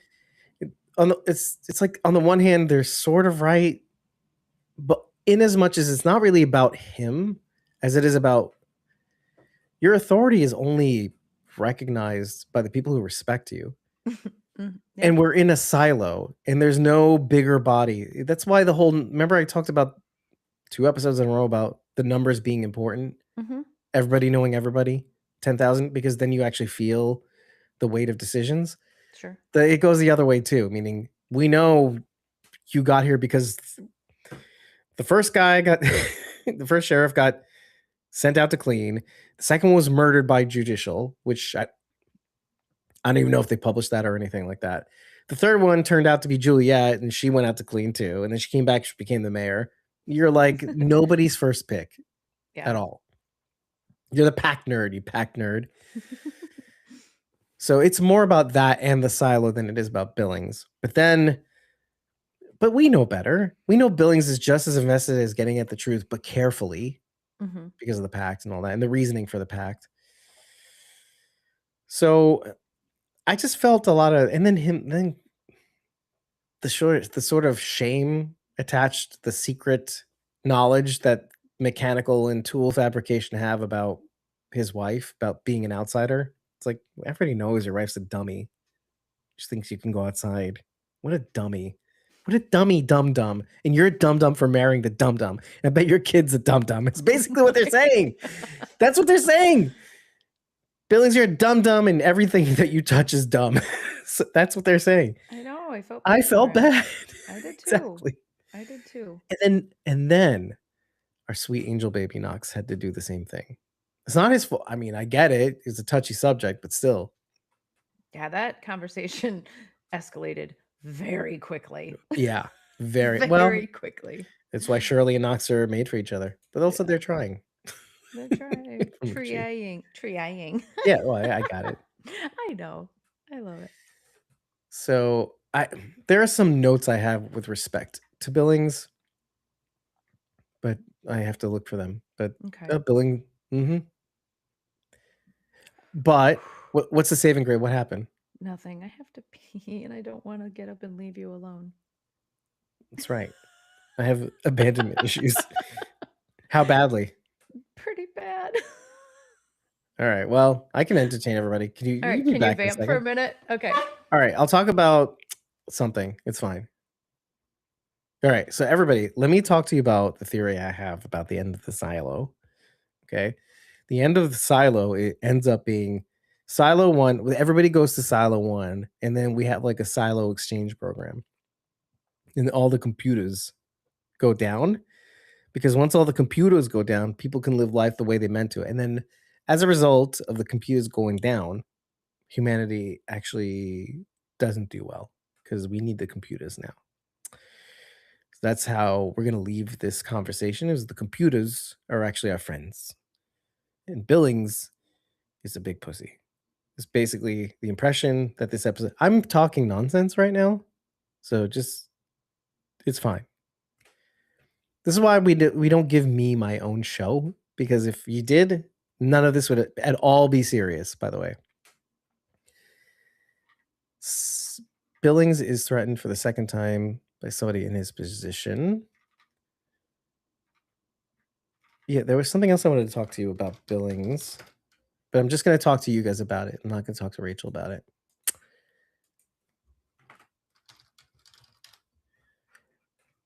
Oh man, I wish Bridget was here, because we got a lot of Murphy action, Deputy Murphy, Hank Murphy. And he kind of pulls back Billings from losing his S on Knox, basically, and Mark. It's kind of like your best friend in that he's not really good at his job, but okay, we find out who stole Lipos. We'll find out who killed Orla Kent, Holston, Allison Becker. Okay, you're back. Oh, okay. There we go. All right. I'm back. Yeah. Okay. Okay. See, Sarah brought us back on track, because I said some really dumb things while you were gone, which is definitely staying in the ultimate episode. So she says, Billings is 2 seconds away from a breakdown, which, you notice he puts his hand in his pocket, the one that shakes usually. What is this? That hasn't been shaking recently. This Harold Perrineau and From. So funny. We haven't seen him shaking at all this season. Yeah. Up until now, maybe. He wasn't shaking. Did I miss him shaking? You don't really get to see it, but I feel like that's what the implication was by putting his hand in his pocket right away. Okay. Trying to hide it. Okay. As Hank is trying to, our best friend Hank. Yeah. Bridget's secret lover. Hank the Tank Murphy. You love it because you both love him because he's Irish. Irish-ish. I mean, anyway, he's a Murphy, so. Billy Postlethwaite. So yeah. They are a good team though. Completely. Yeah. And it's not even his main deputy. He's the deputy for the down deep. He's up here and Hank is down here, and they just walk the silo and ask questions. Why didn't anybody think of this sooner? Good cop, bad cop, basically. Mm-hmm. And they do it well. Yeah.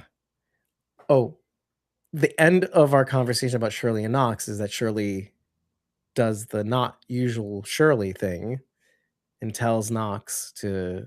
Well, first of all, I like that she tells Knox to tell her about his dad. His dad, yeah. Give me the full picture so that when I say what I'm about to say, it'll make more sense, because she's going to say it anyway, because she's Shirley. Yeah.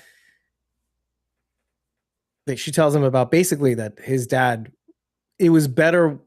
He was a deadbeat dad, never was home, but that was the good parts when he wasn't home. Yeah. Even though it sucked, I loved my mom and she gave me everything I needed, even though what I needed, we just barely got.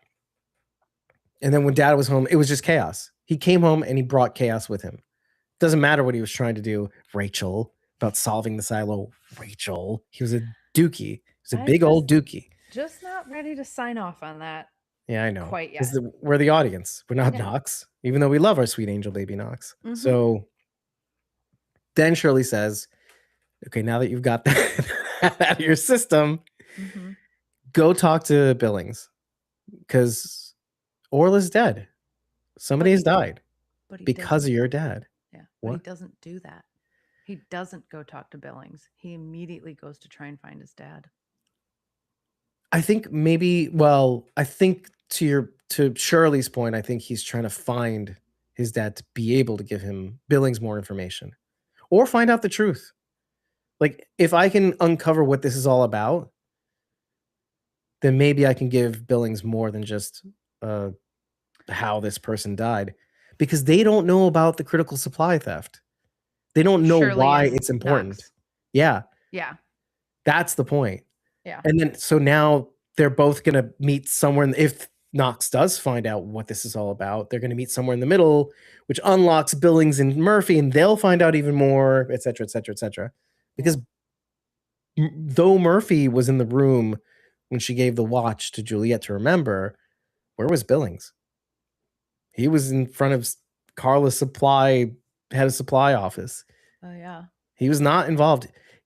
The only thing that he was involved in was saving his wife from being caught by Camille and her raiders when Juliette was meeting with them, I guess, the outsiders. I did go. Well, Knox gooed off into Shirley's hoo-ha. Look, she. He's saying go off, but I just read it as goo off because that's one of Diddy's parties, right? This is called a goo off. David.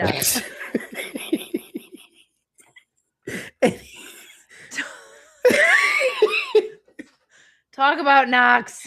And you don't want me to go from that to Knox. Anyway, so Billings, talk about Billings. So Billings being at the center of this is dangerous too, by the way, because that places him right back to, okay, we have to balance the pact with the truth, and my wife's an outsider, and what do I do about that? And I rewrote the pact that the listening station's not supposed to be there, but what does it matter when nobody listens to me and the listening station is still there and nobody trusts my authority? And even though I'm doing so much for the silo, just like Srod said, Billings is 2 seconds away from a breakdown, which I'm not here for. He is the better part of the computer guy. Do you know what I'm saying? He is like the computer, but actually treading so lightly in terms of uncovering things too quickly, or as evidenced by his wife. It's like, you're trying to accelerate this, trying to go outside. You don't know for sure that it's good outside. Right. So anyway,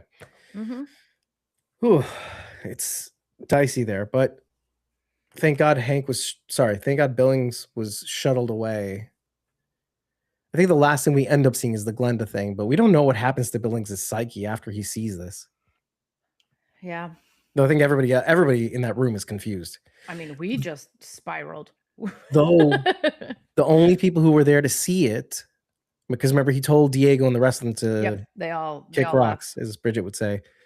And it was just Emerson, Murphy. and Murphy, by the way. I was surprised Murphy was even allowed inside, but Billings was like, he's one of mine. He gets to see the truth. Yeah. Seeing the inside of that room confirmed what we had said before too about, we took away the cameras, guys. We took our cameras. They took our cameras. We're not spying on you anymore. I think they took away a lot of the cameras. Just kidding. They did confirm that they took away a lot of the cameras, but like the entrances to certain places, he said even for security purposes. But this listening station was not supposed to exist. But not all of them, because we also see this what was supposed to be a private conversation between Juliette and Camille in the hallway. Okay, and all of a sudden, that's a question. The AI is it a question? lights up. Or is it? Or is the listening device on the key? On the key fob itself. Oh, okay. Yeah, that could make sense. That could make sense. That could make sense. Because if that's the case, even Camille thought they were someplace where there were no cameras, right? Right, right, right. So that's Okay. one of those Okay. question Okay. marks Okay. that are hanging in the air. Well, because Yeah. we don't have any confirmation. In lieu No. of, we just don't know. Yeah. Oh, Bridget, I just did the Bridget thing. We just don't know, I'm. Dave. I know. I'm comfortable with the key fob itself listening in. Right. It would make sense. You get your, it's like a dad thing, right? It's like Yeah. you give your kid like an iPhone that you can track. You get your butt over here right now, Yeah. the computer guy said. Yeah. Which is, if we're to say that's from Silo 1, they're like, you Silo 18, you youngin'. Oh. I feel like we destroyed this episode, but I don't Yeah. know. There's probably something we missed. I'm sure somebody will let us Oh, know in the comments. okay. No, that if we didn't go Oh. through this, and we really should. What? Oh, we really What'd we should. miss? Oh, we didn't even talk about Thurman yet. Uh, let's talk about this first, and then we'll go back to Thurman, Yeah. because Thurman's Yeah. at the end, the very Yep. end. Yep. Actually, which actually made the thumbnail for no reason now. I'm thinking Okay. Thurman. It's the I don't know why it's a thumbnail, but anyway. Anyway. Okay. I love this part though. So Juliette offers up Shirley and Knox to go to the other silo instead of herself, because the server room don't like that. Server room Mhm. is like, no, Juliette stays here. Also take the Forgetti. Also, your kids are taking the Forgetti. Also, I'm gonna stop talking in a minute. Just don't worry. And so Stop talking. Have you met David? yeah, this is the Dave show, and everybody just line up. So then she throws out there, because she knows. First of all, you've been trying to find Patrick Kennedy and Lucas Kyle. What if they were the people who went to the other silo? You get rid of a problem. But the stank face that Camille has when she says Lucas Kyle, what if I gave you Patrick Kennedy and Lucas Kyle as my alternates? She has this stank face. Camille has this stank face. She's like, you know where they are? And of course, we're Yeah. like, yeah, of course she knows where they are, you idiot. Mhm. She's like, how dare you? I've been looking for them ever since your dumbass went over that hill, you know? And you happen to find them? Yeah, I'm Juliette. I'm the mayor. I'm like a founder. I'm like treated like a founder. Anyway, I just wanted to point out the stank face. Oh, I thought we were going to talk more about the conversation Camille and the And the computer? have after Juliette leaves, Uh, because I found that more interesting. sure. Let's get to that in a minute. But before we do that, because I think there may be some connective tissue there. And I am a colonizer, by the way. Just want to say that. Okay. I feel like, walk with me here. Okay. I feel like stank face Camille, because she keeps saying to Juliette, "You're trying to make a play, aren't you?" She Right, and then says they have it to to. the AI.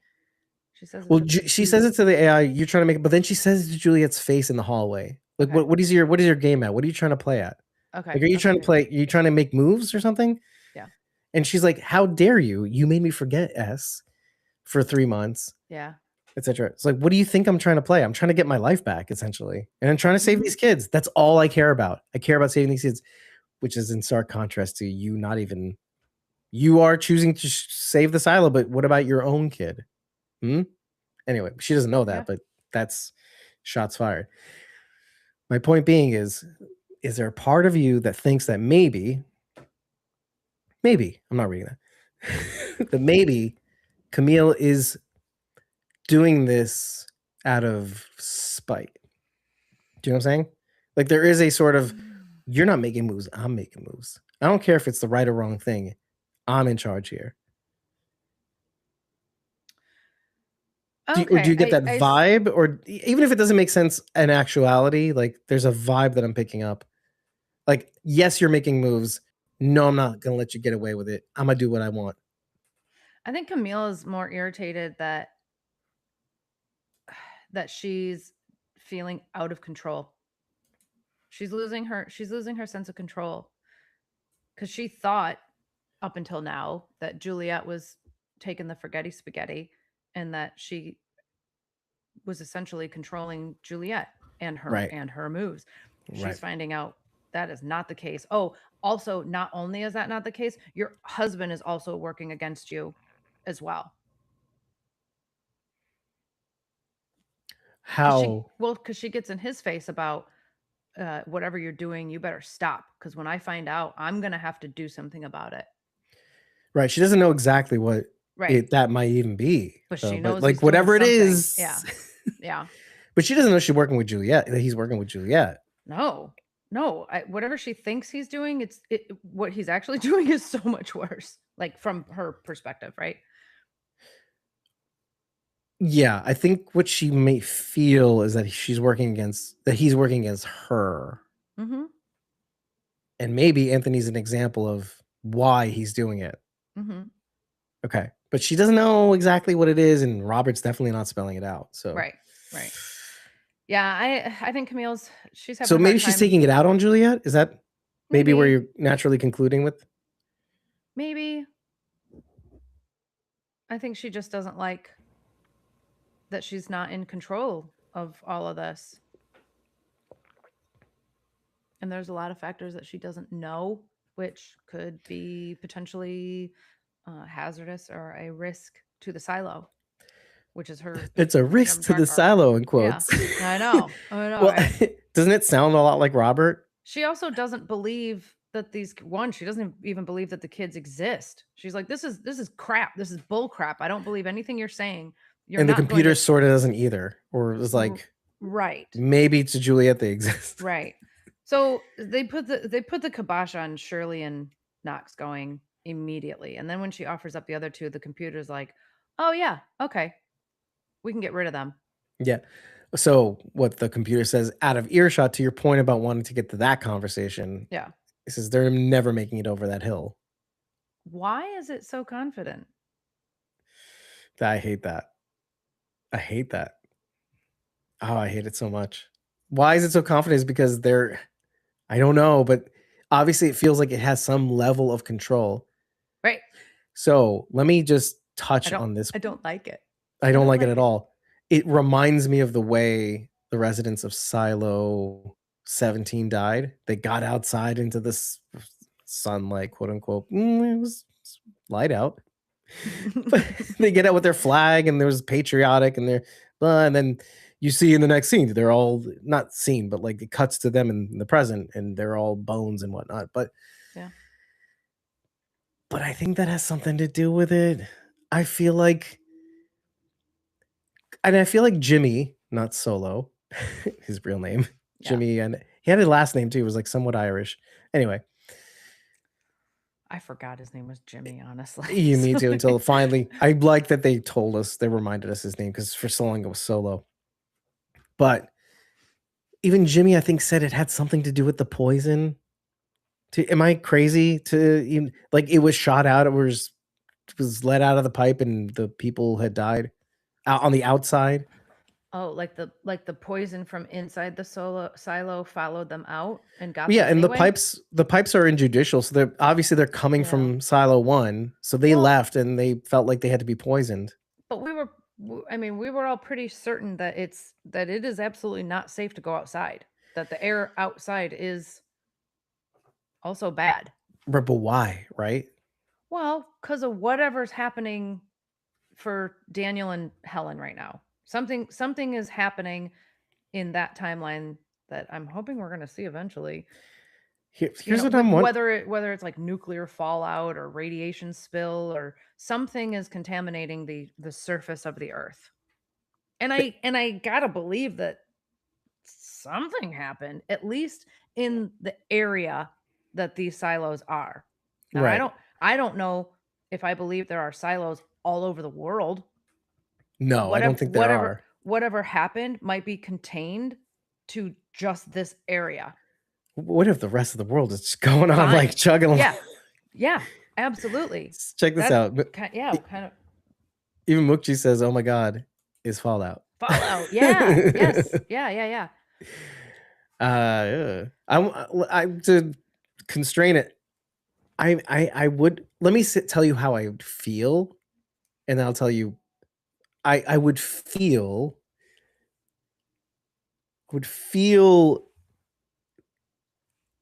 so intrigued to hear that the outside is actually just fine.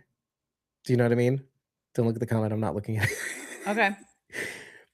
Because then it would have been the poison pipe the whole time. And the AI. Well, I think the AI still exists in the atmosphere.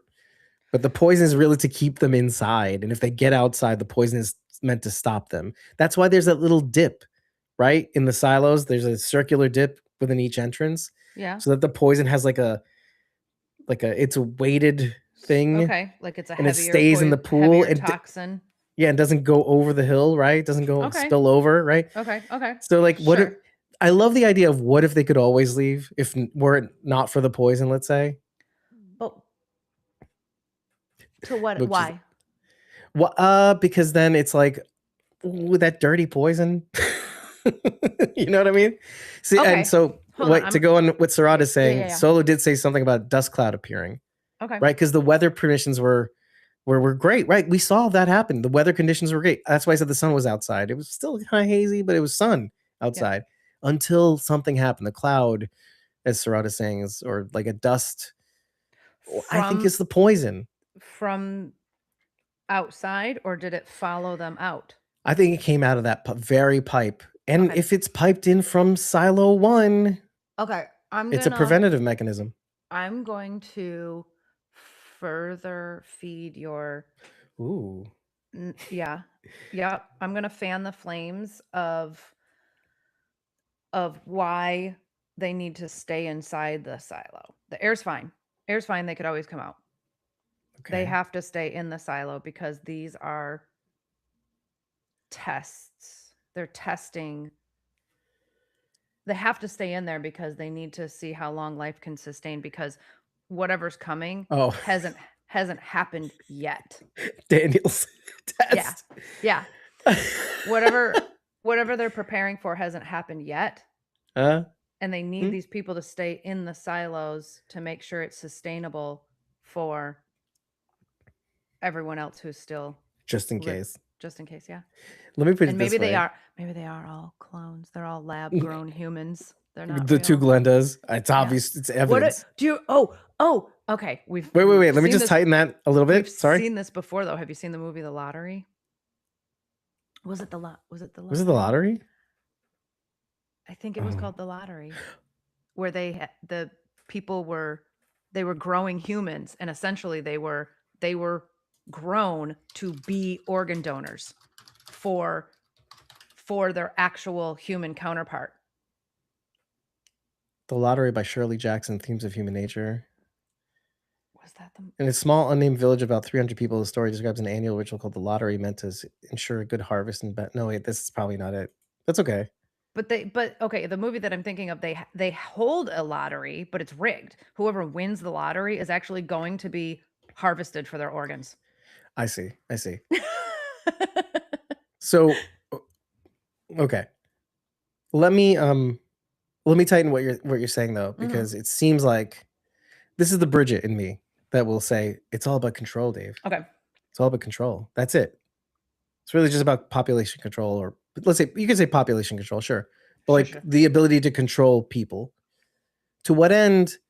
Maybe it's our survival. Fine, whatever. I want to be able to control the conditions of our survival. Yep. Rather than you control yourselves, because clearly you can't do it yourselves, because this is why we're in silos. It's like a circular logic. You're because we think that you can't take care of yourselves. Okay. We've manufactured a reason for you to have to be here, to be stuck here, to take care of yourselves, to take care of each other, to create a pact, to create a mythology for you to be stuck in these little isolated silos of human beings across many different silos. Can we do it without killing each other? Yeah, right. Sure. And if it comes to that, how do we fix it? Oh, that's right. We'll make you spaghetti. Yeah, spaghetti. We'll make you. We'll make it so that. Yeah. Because you can't be trusted. You can't be trusted to govern yourselves. Yep. You tried the whole all men are created equal. You tried to do the pursuit of happiness, whatever that is. life, liberty, and the pursuit of happiness. Ew, gross. Ew. Gross. You don't Okay. deserve it. Yeah. AI forgetty spaghetti all the way. That's it. Mm-hmm. So Yeah. I don't know. I still think I don't know. I do think the air outside is unsafe. well, the thing that we're unsafe about is the AI that's floating around there. That's definitely a danger. Mm-hmm. Well, the reason I am still convinced that it's unsafe to go outside is because Juliette does survive with the tape, with the proper tape, Right. right? The heat So, tape. right. So whatever is going on outside can very easily be combated with the proper seal on these suits, right? Right. Right. So there is something going on out there that's unsafe. There is definitely it could still be the poison, whatever it is. Whatever right? it is. There's not enough oxygen, obviously, in there in the backpack that she has. She did need to right. So So hold on. Let's go back to my original question here. Why is the computer so convinced that Avi and Kennedy? No. I mean, I was doing so Patrick good. Kennedy and Patrick Lucas Kennedy Kyle. and Lucas Kyle are not. Kyle and Kennedy, the brothers in arms. There we go. The conspiracy brothers. Littlefoot and Bigfoot. But it's not conspiracy. It's real. It's real. I know. Why is the Poor computer guys. so convinced that they're not gonna survive? There's got to be something else that it can do. Obviously, Juliette's gonna tell him, "Oh, you need the right tape." I mean, it's as simple as that, right? Yeah. Well, they also have to do it in such a way that nobody sees them because the cameras are always pointing outside, and they have to because that's kind of their window. Yeah, but it'd be so easy to just put the feed on a loop. True. I will feed them the comedy cleaning. that'll really throw them in a loop. Oh my gosh. But yeah, that would be the screen. That's a minor issue. Yeah. You're right. And then they, wow. And nobody even knows that they're around. A small handful of people even know they're around. So it's not like people are going to be like, "Oh, hey, where did that guy go?" Because they're not around. Well, Lucas Kyle would be really see when they were mentioning my first thought about the persons who would go outside and to be able to go outside without seeing the dead bodies and freaking out. This is the answer to Lucas Kyle being so nihilistic vibes in the mines. He's like, "Why aren't you freaking out?" Yeah. I didn't even think about Shirley and Knox. I thought immediately of our conversation about Lucas Kyle and him like just being like, yeah, there's no point. So he would see the bodies and be like, there's no point. Let's keep going. Let's keep going. Patrick Kennedy, on the other hand, I'm just imagining because they're all saying the things in this episode. He's like, oh, really? And he's like that. And like, no, dude, this is your bread and butter. Why aren't you believing these people? They're talking all the things that you love. Like, really? Oh, there's children on the other side. Really? Really? I'm like, why does that not make sense, Patrick Kennedy? Why don't you believe us, Bridget? I mean, Kennedy. Because the government, Rachel. More Dave than Rachel. Real quick, because I forget. Where does Kennedy work? Is he an engineer? Is he in engineering? What is he? Oh, what was he from? Oh, let me just look that up because he was a thief. He stole something. I forget what it was.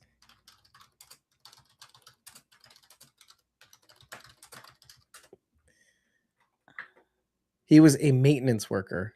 Okay. He lives on level 22, silo 18, right? Patrick Kennedy's department or role in silo is that of a maintenance worker. He lives on level 22 in silo 18, works in maintenance, which in the show's context involves tasks like painting walls. Beyond his official job, Kennedy is also a black market relics dealer. Okay. Well, the reason I ask is because Bernard was very adamant that an engineer be sent over to Silo 17. Right. The best. Which Kyle and Kennedy Kyle are not. Has a sort of engineering brain, but is he capable? I don't know. I don't know. Maybe Kyle can be the brains and Kennedy can be the brawn. Yeah, I mean, painting walls, like he's a handyman. Sure. So, yeah, I guess so. All right. It's doable, right? Yeah. When these two get together, fantastic things can happen. I would love more than Billings and Hank. I'd love to see that buddy cop. Oh yeah. relationship. Can you imagine the reaction the kids are gonna have when they see wild and crazy Patrick Kennedy coming through those doors? I'm here to save you, kids. Bigfoot's here to save you. Right. I think they would love it. I think Patrick Kennedy might love it too. Oh, now I'm thinking of all the nice things. Because you have to remember how he came to be, is that his wife got killed and was buried in the thing, and Mm. because she had suspected, it's not too dissimilar from Juliette's story. His mom was, I think she had died of a disease, I think. Oh no, her disease was depression, Oh and yeah. she ended her life. But her brother died of a disease on the floor. I think it was the same tremor disease that Billings has, if I'm not mistaken. Something about the syndrome. Okay. I doesn't matter, but either way, uh, he had a chip on his shoulder because his wife had gone out because of raiders getting involved, etc. Which, I mean, I'm sure he had played some part in or whatever, but I think it would be interesting to see the kids being sort of a second chance at a family Mm-hmm. for Sure. him, Sure. to give him a kind of a do-over. So, like, on a serious note, like, as much of a fun and funny character he is to us because of Bridget, there's something serious about that he could be a serious actor in Oh this yeah. respective scenario, Yeah. taking care of a range of ages. There's these, not teenagers, but like 20, and maybe they're teenagers. Young adults. Yeah, and they have a kid and he's a grandpa. What? That's crazy to me. Yeah. So, be kind of cool. I Uncle don't. Uncle Lucas Kyle. Oh my Sorry. gosh. Do you think we're going to see the inside of Silo 17 this season? Or will they save that for next season? Well, we've got so many episodes to go. So I know. my original answer was no, but they keep bringing up Silo 1. So I feel like they're going to get Silo 17 out of the way really quick so that we can concentrate on Silo 1. Like, Okay. this is Bridget's I'm not Viva mad la at that. Revolution. We're going to go Yeah. get Silo 1. I'm not mad at that. End the season with a big revelation about Silo 1, and then next season is all about that. Well, we can't just end the season on Silo 1 because once they've already put the Forgetti in the water. Maybe. So maybe, right? According to people, good. Well done. Sure. I think there's a chance you might not be right. Mm? And it would be perfectly typical of the show to do two things at once, meaning Silo 18's in trouble again. There's a sort of, oh no, there's a rebellion. Mm-hmm. Oh no. So then you would have to simultaneously know that there's a Silo 1 that is in control of all these scenarios. And also you have to do double duty and save Silo 18 yet again. Or maybe it enables Juliette to leave Silo 18 because if she is forgotten, it would free her up to do that. It would be sad because how many people would not be able to go along with her? Maybe Kennedy can go, maybe Kyle can go, maybe the kids can go. Even though the kids would be welcome back, Silo 18 to have a life, they may not go. Obviously, they may not go. It doesn't make sense for kids to go. A baby along too. Yeah. So, yeah, it's a big question. I'm very interested to see how they're going to get them all back from Silo 17, because the suits seemed like they were limited. Wait, what if Kyle and Kennedy are red herrings? What if Shirley and Knox are meant to go all along? So the computer says, yes, approved, go ahead. But Right. then last For minute, those two. Knox and Shirley go instead of them. And it's Well, just to get the door open. while Camille's not going to allow that. while Kennedy and Kyle are going outside the way that they're supposed to, because right, the computer controls the doors, as it mentioned. I think it was, Well, I thought or Camille said sort of she mentions does. it. Yeah. Camille sort of mentions it, but yeah, she can. So while they're looking at that, they aren't looking at the mines, let's say, Okay. and or the computer door at the at the bottom. If it's a door at all, I don't know what it is. Right. The same computer, apparently, even though it's called the same thing.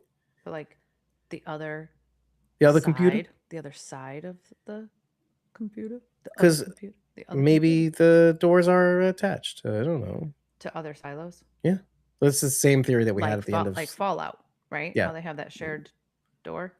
How Well, that's the vaults, tri-vault thing. Yeah. Yeah. Right. but similarly. Maybe it is the same thing. Right. That'd be funny. But what if that's the door that goes to structure? Let me say that again. What if that's the same door that goes to Silo 1? That would be bad, but that would mean Shirley and Knox are in Silo 1 instead of Silo 17. Do you think there's okay? There's 50 silo. Okay, how I'm kind of picturing. Do you think Silo 1 is sort of in the center, and then all of these silos are directly connected to one, or would you have to go through one silo to get to the next one, to the next one, to eventually to one? It's definitely a hub spoke. Okay, Meaning the hub is Silo 1. and the they're all spokes directly. Yeah, it's like a wheel, right? You have the Yeah. hub in the middle, and you have the. And what is the all symbol on out. the show? Do you remember how I commented about the symbol on the show? That was on the walls.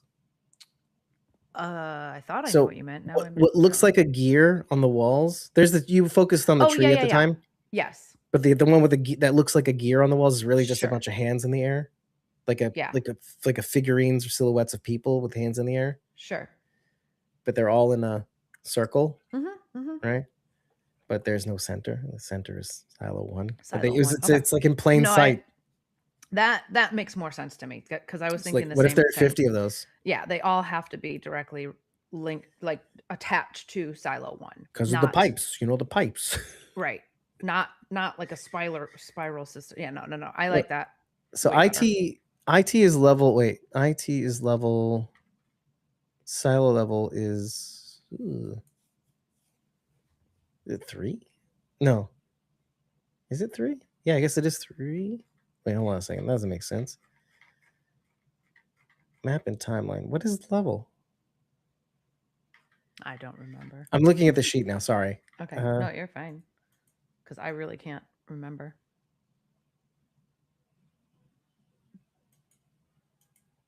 I don't know. Dispatch mines. I can't read this thing right.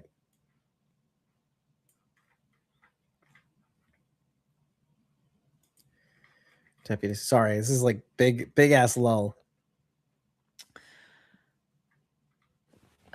Okay, so I'm gonna vamp while you're doing that. So Kennedy and Kyle go outside and travel above ground, while you believe Shirley and Knox are gonna go below ground.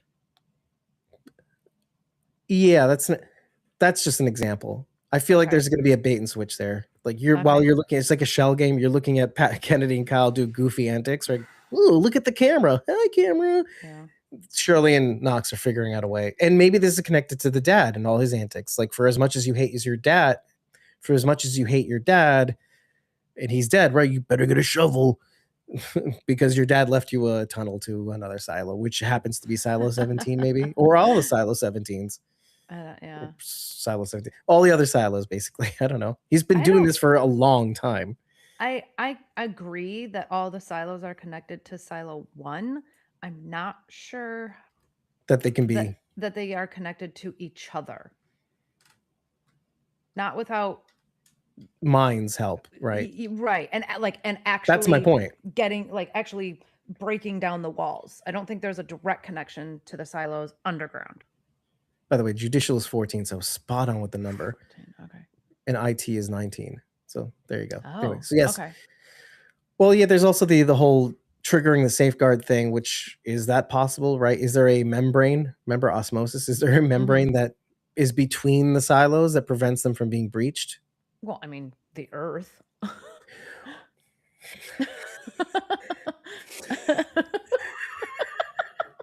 I mean, like a sensor array of some kind. Oh, okay. Like a that would trigger the safe. Okay.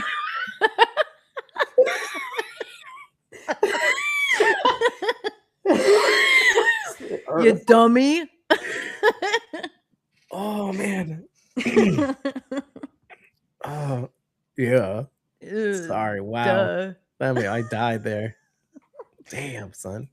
It would be smart of the AI, of the computer, to set up some sort of Membrane osmosis, force field, force right? field, This is my force field.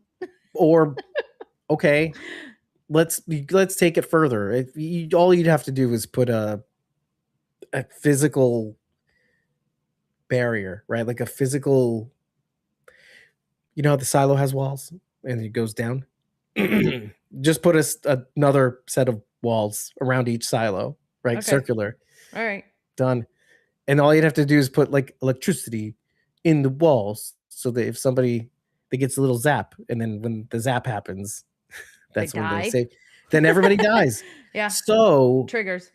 okay, so we can do okay. That's what the rest of the episodes of the season are going to be about. The rest of the episodes of the season between Lucas Kyle and Patrick Kennedy doing their little dance out in front of the camera, right? Ooh, look at me. Don't look at Shirley Knox. Don't look at me. Okay. Then the rest of the episode, the rest of the episodes are spent capping the poison. So the safeguard, when the safeguard gets triggered, nothing happens. Mm-hmm. And then that allows Shirley and Knox to end the season with going and getting the kids and coming back. That's probably a good prediction. Okay. The Forgetty comes in. Maybe they forget about Julie. She was ready to forget, but being forgotten frees her up to be more for us, the audience, which sucks for her because then everybody she remembered again will forget her now. And that's probably where it makes sense for the character to be forgotten, to be able to do the things that she needs to do for us to enjoy the show. But now you're talking about removing specific memories and leaving other ones. I need to know more about that. I mean, if she just forgets everything, then she's going to forget about the safeguard, forget about the pipe, forget about Who capping forgets? it. No, everybody else is going to Juliette. forget. Everybody else is going to forget. She's not going to forget. Why? Why wouldn't Juliette forget? Does she not drink water? She doesn't drink water. It's her thing. She doesn't Juliette drink water. doesn't. She has her own little water bottle, and Okay. she's like, "No, and where I don't does she trust get that water? She gets it from the digger void. Oh. See, it's a different water supply. So she's drinking stagnant water that's been sitting there for 30 years. It's not a problem though, according to George Wilkins. All right. It's just a short reservoir of water. Right. So there's osmosis. It's reverse osmosis, so it actually has contaminants. Yeah. Okay. So she's gonna drink the water because nobody knows that the spaghetti's in the water. So of course she's gonna drink it. Maybe. I think the best thing, and then they're gonna ice her out. Yeah. This is why I'm very excited to find out more about the spaghetti. I want to.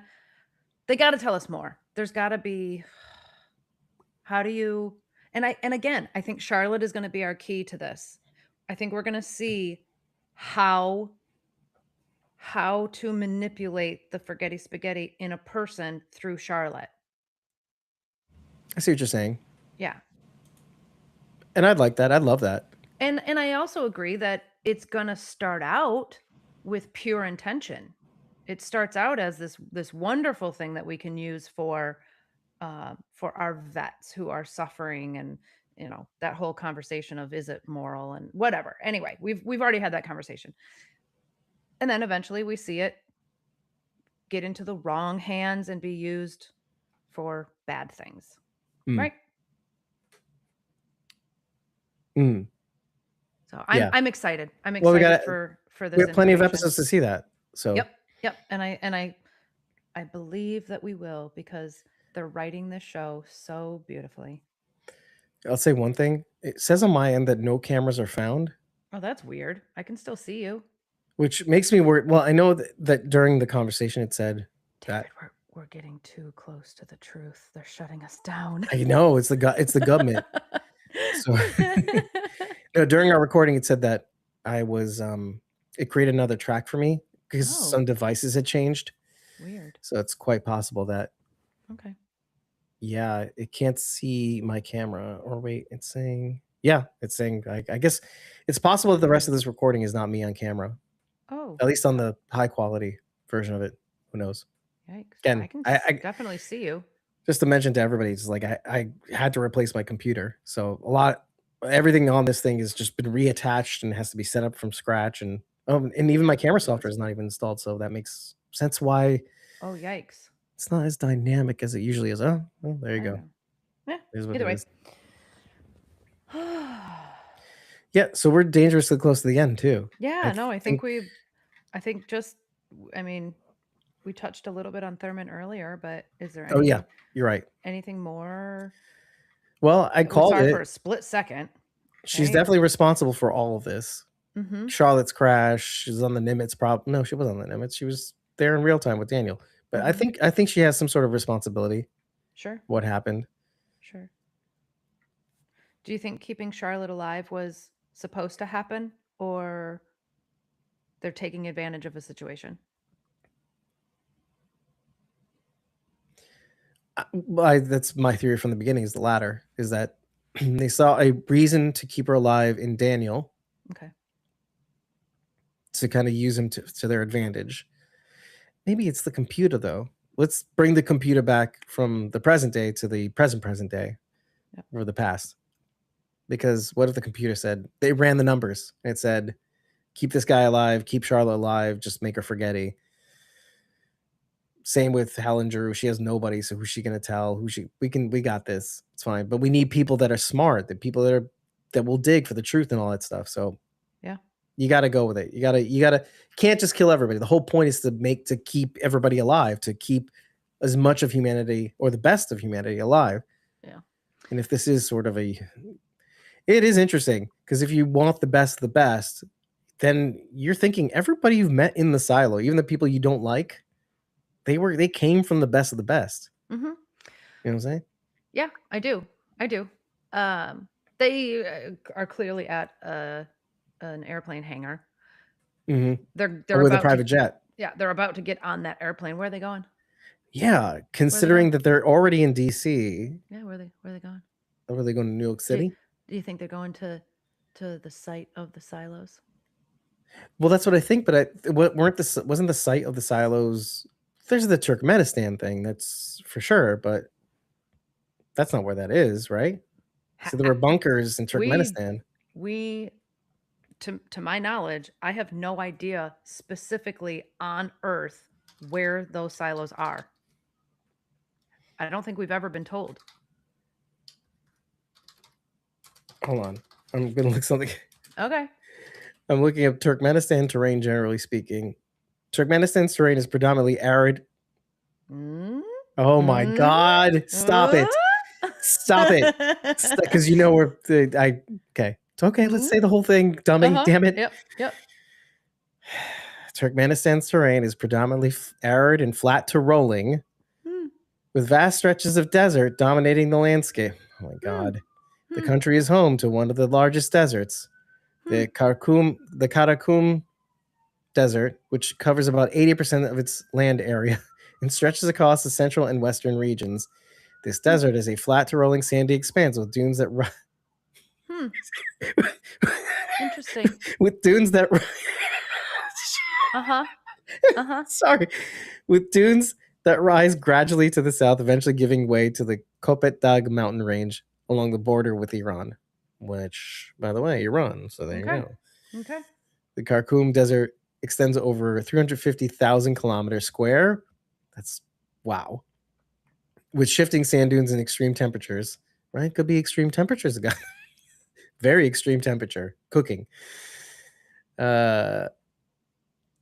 Yeah.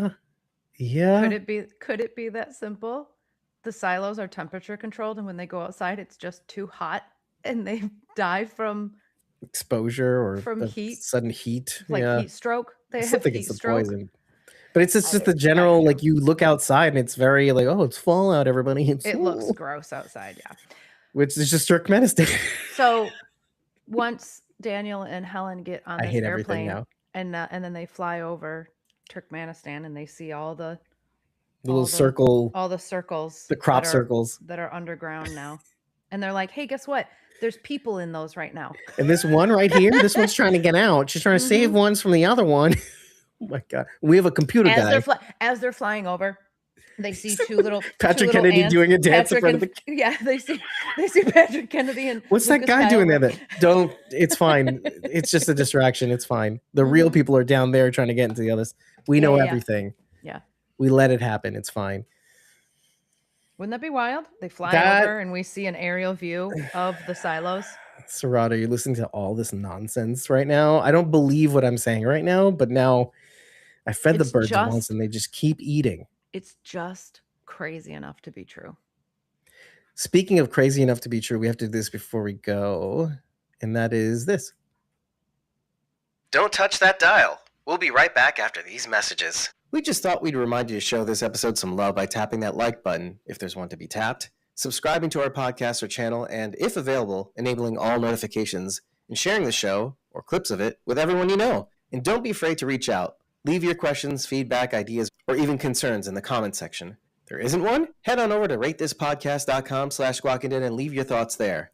Rating our podcast is the best way to get our attention because it also boosts our visibility, and we'll probably address it in the next episode too.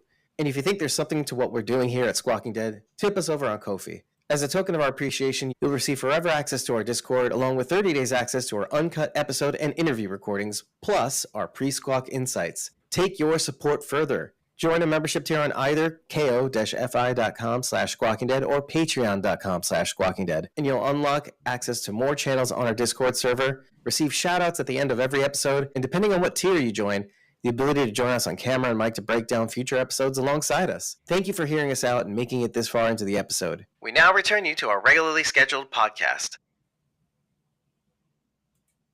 Well, at least in the loop. Look, now we're on the other side again. It's ridiculous. Switch this around. It's ridiculous. There's just no order to this show. There's no order whatsoever. So I think that's really it for us. Really, I know. I think we beat this one up. Yeah, we did. We definitely crushed this thing. Mm-hmm. If we missed something, you're wrong. I don't know. I mean, we did kind of go through everything, I think. No, I did like the moment between Bernard and Sile. What? If there's other opinions, let us know. Oh yeah, of course. Yeah, like I said in the CTA. Yeah. There is the moment between Martha and Bernard. Very cool. Yeah, cute. I like the. Go ahead. It was cute. Yeah, it was cute. There was a little comment that she made about how Carla said, if I liked men and you liked people, we would be perfect for each other, which I thought was like a little ominous in a way, though. It was weird, but still cute. His relic is a gum wrapper. Yes, it's a gum wrapper no. I'm sorry. It's a pillow mint because he says that they were found on pillows. Well, he said it was found in the inside of a pillowcase, but that made me think of a couple of things. Okay. So one, let me just put it this way. The whole point is it's a good luck charm, as he puts it, and it's just an origami heart from a gum wrapper. But it looks like a gum wrapper, yeah. Yeah. So, I thought immediately of this one thing that we haven't seen yet, but we might because it's just you feel like it's going to happen anyway. What if that's just Daniel or Helen even making that for the other because they have slept together and it is in the pillowcase to wish the other luck on whatever's going to happen next? Yet another thing that passes through the ages or next door because they're in Turkmenistan. And they're actually currently in Silo 1 controlling all the AIs. Right. It was weird that he said inside of a pillowcase, and I thought, I don't know, maybe it's just one of those things that gets told and retold, and after so long it's just wrong. Like the telephone game, you get things like it's not inside the pillowcase, it's on the pillowcase. Right. And it's a pillow mint or whatever. Right. It's a what are those? The thin mints? Like the Andes mints. Andes, yeah. Who knows? But again, he even said something effective. It's a sign of, it's a good luck charm. It's a sign of good luck. And he talks about how it could be, his survival could be seen as two ways because you guys obviously didn't like me. Nobody liked me. was too smart but too quiet, but then on the other hand, I am alive. Mhm. And on the other hand is that maybe this has served me well because you guys didn't kill me. Mhm. It has to be a good luck charm. I just feel like that has to come from somewhere. If the Pez dispenser came from somewhere, maybe this is another one of those things from Daniel and Helen, if we're to assume that this is actually in the future somewhere. Maybe. Yeah. He kept it in his pocket. Obviously, it burned a Mhm. little, but so did he. Mhm. So it's interesting to see the people who, which I don't like, the people who had enforced the banning of the relics. Meadows, of all people, had like a museum of them Oh, in yeah. her own house. Were the ones clinging to them the most. There's a sort of everything that we've done has to have been for the people that left these behind. You know, in a sense, there's a feeling of that, but there's also like, aren't we the inheritors? I'm gonna. I love that we can get crazy sometimes.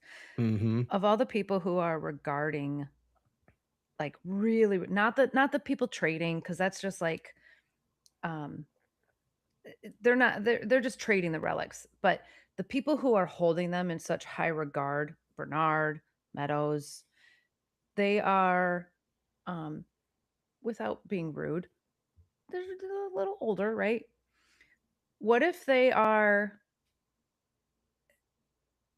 holding these things with such reverence, not because they're relics and a reminder of like what was before, but because they've actually handled these things and their subconscious is remembering the connection they actually have to them, not what they what if they've taken so much forgetty spaghetti that these people, Bernard specifically, let's just focus on Bernard because he's who we have right now, actually came from topside and was placed here given forgetty spaghetti and now looks at relics because deep in his subconscious he actually remembers them. Well, and you look at definitely not the Pez dispenser. Obviously, that was a George Wilkins thing. Yeah. I don't know how he got that. He must have said it in the first season. I don't know. Well, and then there's the flame. See, you haven't talked about the flame keepers in a bit. And they're the Oh people who yeah. really passed on the relics. Oh, I forgot. I completely forgot about the flame keepers. That's why they didn't want Allison to have kids, because I think she part of, or she in a line of flame. I don't know. It doesn't really matter. I don't know. But But they exist too, right? Like there's actual, do we know they have not mentioned them at all this season, but they're still around, right? I Because feel there's like always between George's mom and Gloria, the grandmother, and his mother, I'm not sure if there are any more flame keepers. I We thought haven't there seen them always or heard had of to them. be. I thought the whole point was That they're that always there always should be. that can tell the story of the relics. Maybe even, I don't know, hand them down, sure, but not Yeah. because of the forgetty. You don't really know the story anymore unless you have your own water. I feel like I'm drinking the spaghetti. So I only mentioned that because okay, I know what would it take, and I don't know. Oh, I do like your that's a idea though wild. That's wild. that they go back to their original owners. Essentially, is what you're saying. But well, Whether they and know wouldn't it it or be a not, test? And wouldn't it be a test of the forgetty spaghetti to give someone something that they owned at one point and watch them have no recollection of it? right, right. Well, and eventually the artifacts weren't going to work anyway. After a while, if after the forgetty spaghetti takes hold. Sure. So maybe, yeah, maybe he is in touch with that. Maybe Martha and he were together. Wouldn't that be wild? That's kind of why I was saying that, was like, maybe there's something to that. Yeah. I'm not saying that it's very dangerous what we're saying in common parlance, because like, oh, was Martha a different sexuality? Maybe she was both. It's entirely possible. I don't know if how that works, but I don't If know. we knew more about how the forgetty bills could manipulate someone. Oh gosh. They make you a different sexuality. Oh my goodness. Well, I mean, not just specifically that, but anything. What if We okay. don't know the extent to the manipulation that they have on someone once they ingest it. Right, because again, the whole smokescreen of Martha isn't something we never figured out, but there was Mhm. an element of, well, what was it that got them to forget each other to begin with? We don't know, but what if they never had been together and that was a thing that was planted in her that, oh yeah, we were together and I don't remember why we were apart. Well, because you were given the forgetty Never. and told that you were together, but you broke up because of some reason that you forgot, Right. and you're really always with Bernard. That's it. Head of IT. Any of these things could be true. All right. All right. All right. We've asked enough questions and we could do this all day. Why didn't you kill me? Now we kind of know why, because this was ours. This little heart between us, and the little soup that he always gets from her. Oh, I love that for them if that's true. But anyway, we're gonna end it here because Yeah, that's what we have to do. It's 2 hours and 30 minutes, I guys. know. We gotta cut it off. So with that, I say thank you for being here, Sarad and Mukji from Yeah, Twitch, thanks. of all places, by the way. Wow. Which, by the way, we talk Alright. about From too. Speaking of From, we talked about that earlier. So yeah, you should listen to our coverage of that. You might get some cool education about what we talked about there. Rachel does not care for it at all, I prefer answers. like Silo gives us. And speaking of, yeah, we'll be back to our Friday schedule, Friday at 7 p.m. I think. Okay. I'm gonna be away in Connecticut the week after, so we'll have to figure that one out. All right. We will. But you know, slowly winch. If you happen to follow us on Ko-fi or Patreon, you'll get a schedule of when we record. I have not updated it this week because my computer took a dip, and meaning it doesn't no longer exist, and I have a new one now. So I'm just getting back on my feet. I'm late with some of the other episodes on the podcast platform, so that's really all I have to say about that. I will catch you guys up probably more on The Walking Dead Dead City on that. It will be much because there's going to be more people watching or listening. So, any case, see ya. Enjoy your Saturdays. Thank you for being here. And for the rest of you catching up, I hope you enjoy your day too. I hope you got something out of this. So, have a nice Saturday. Until next time. Oh, and stay tuned for our House of the Dragon Season 3 finale conversation. How about that? That would be very lovely Monday night live. Yeah. Bye, everybody.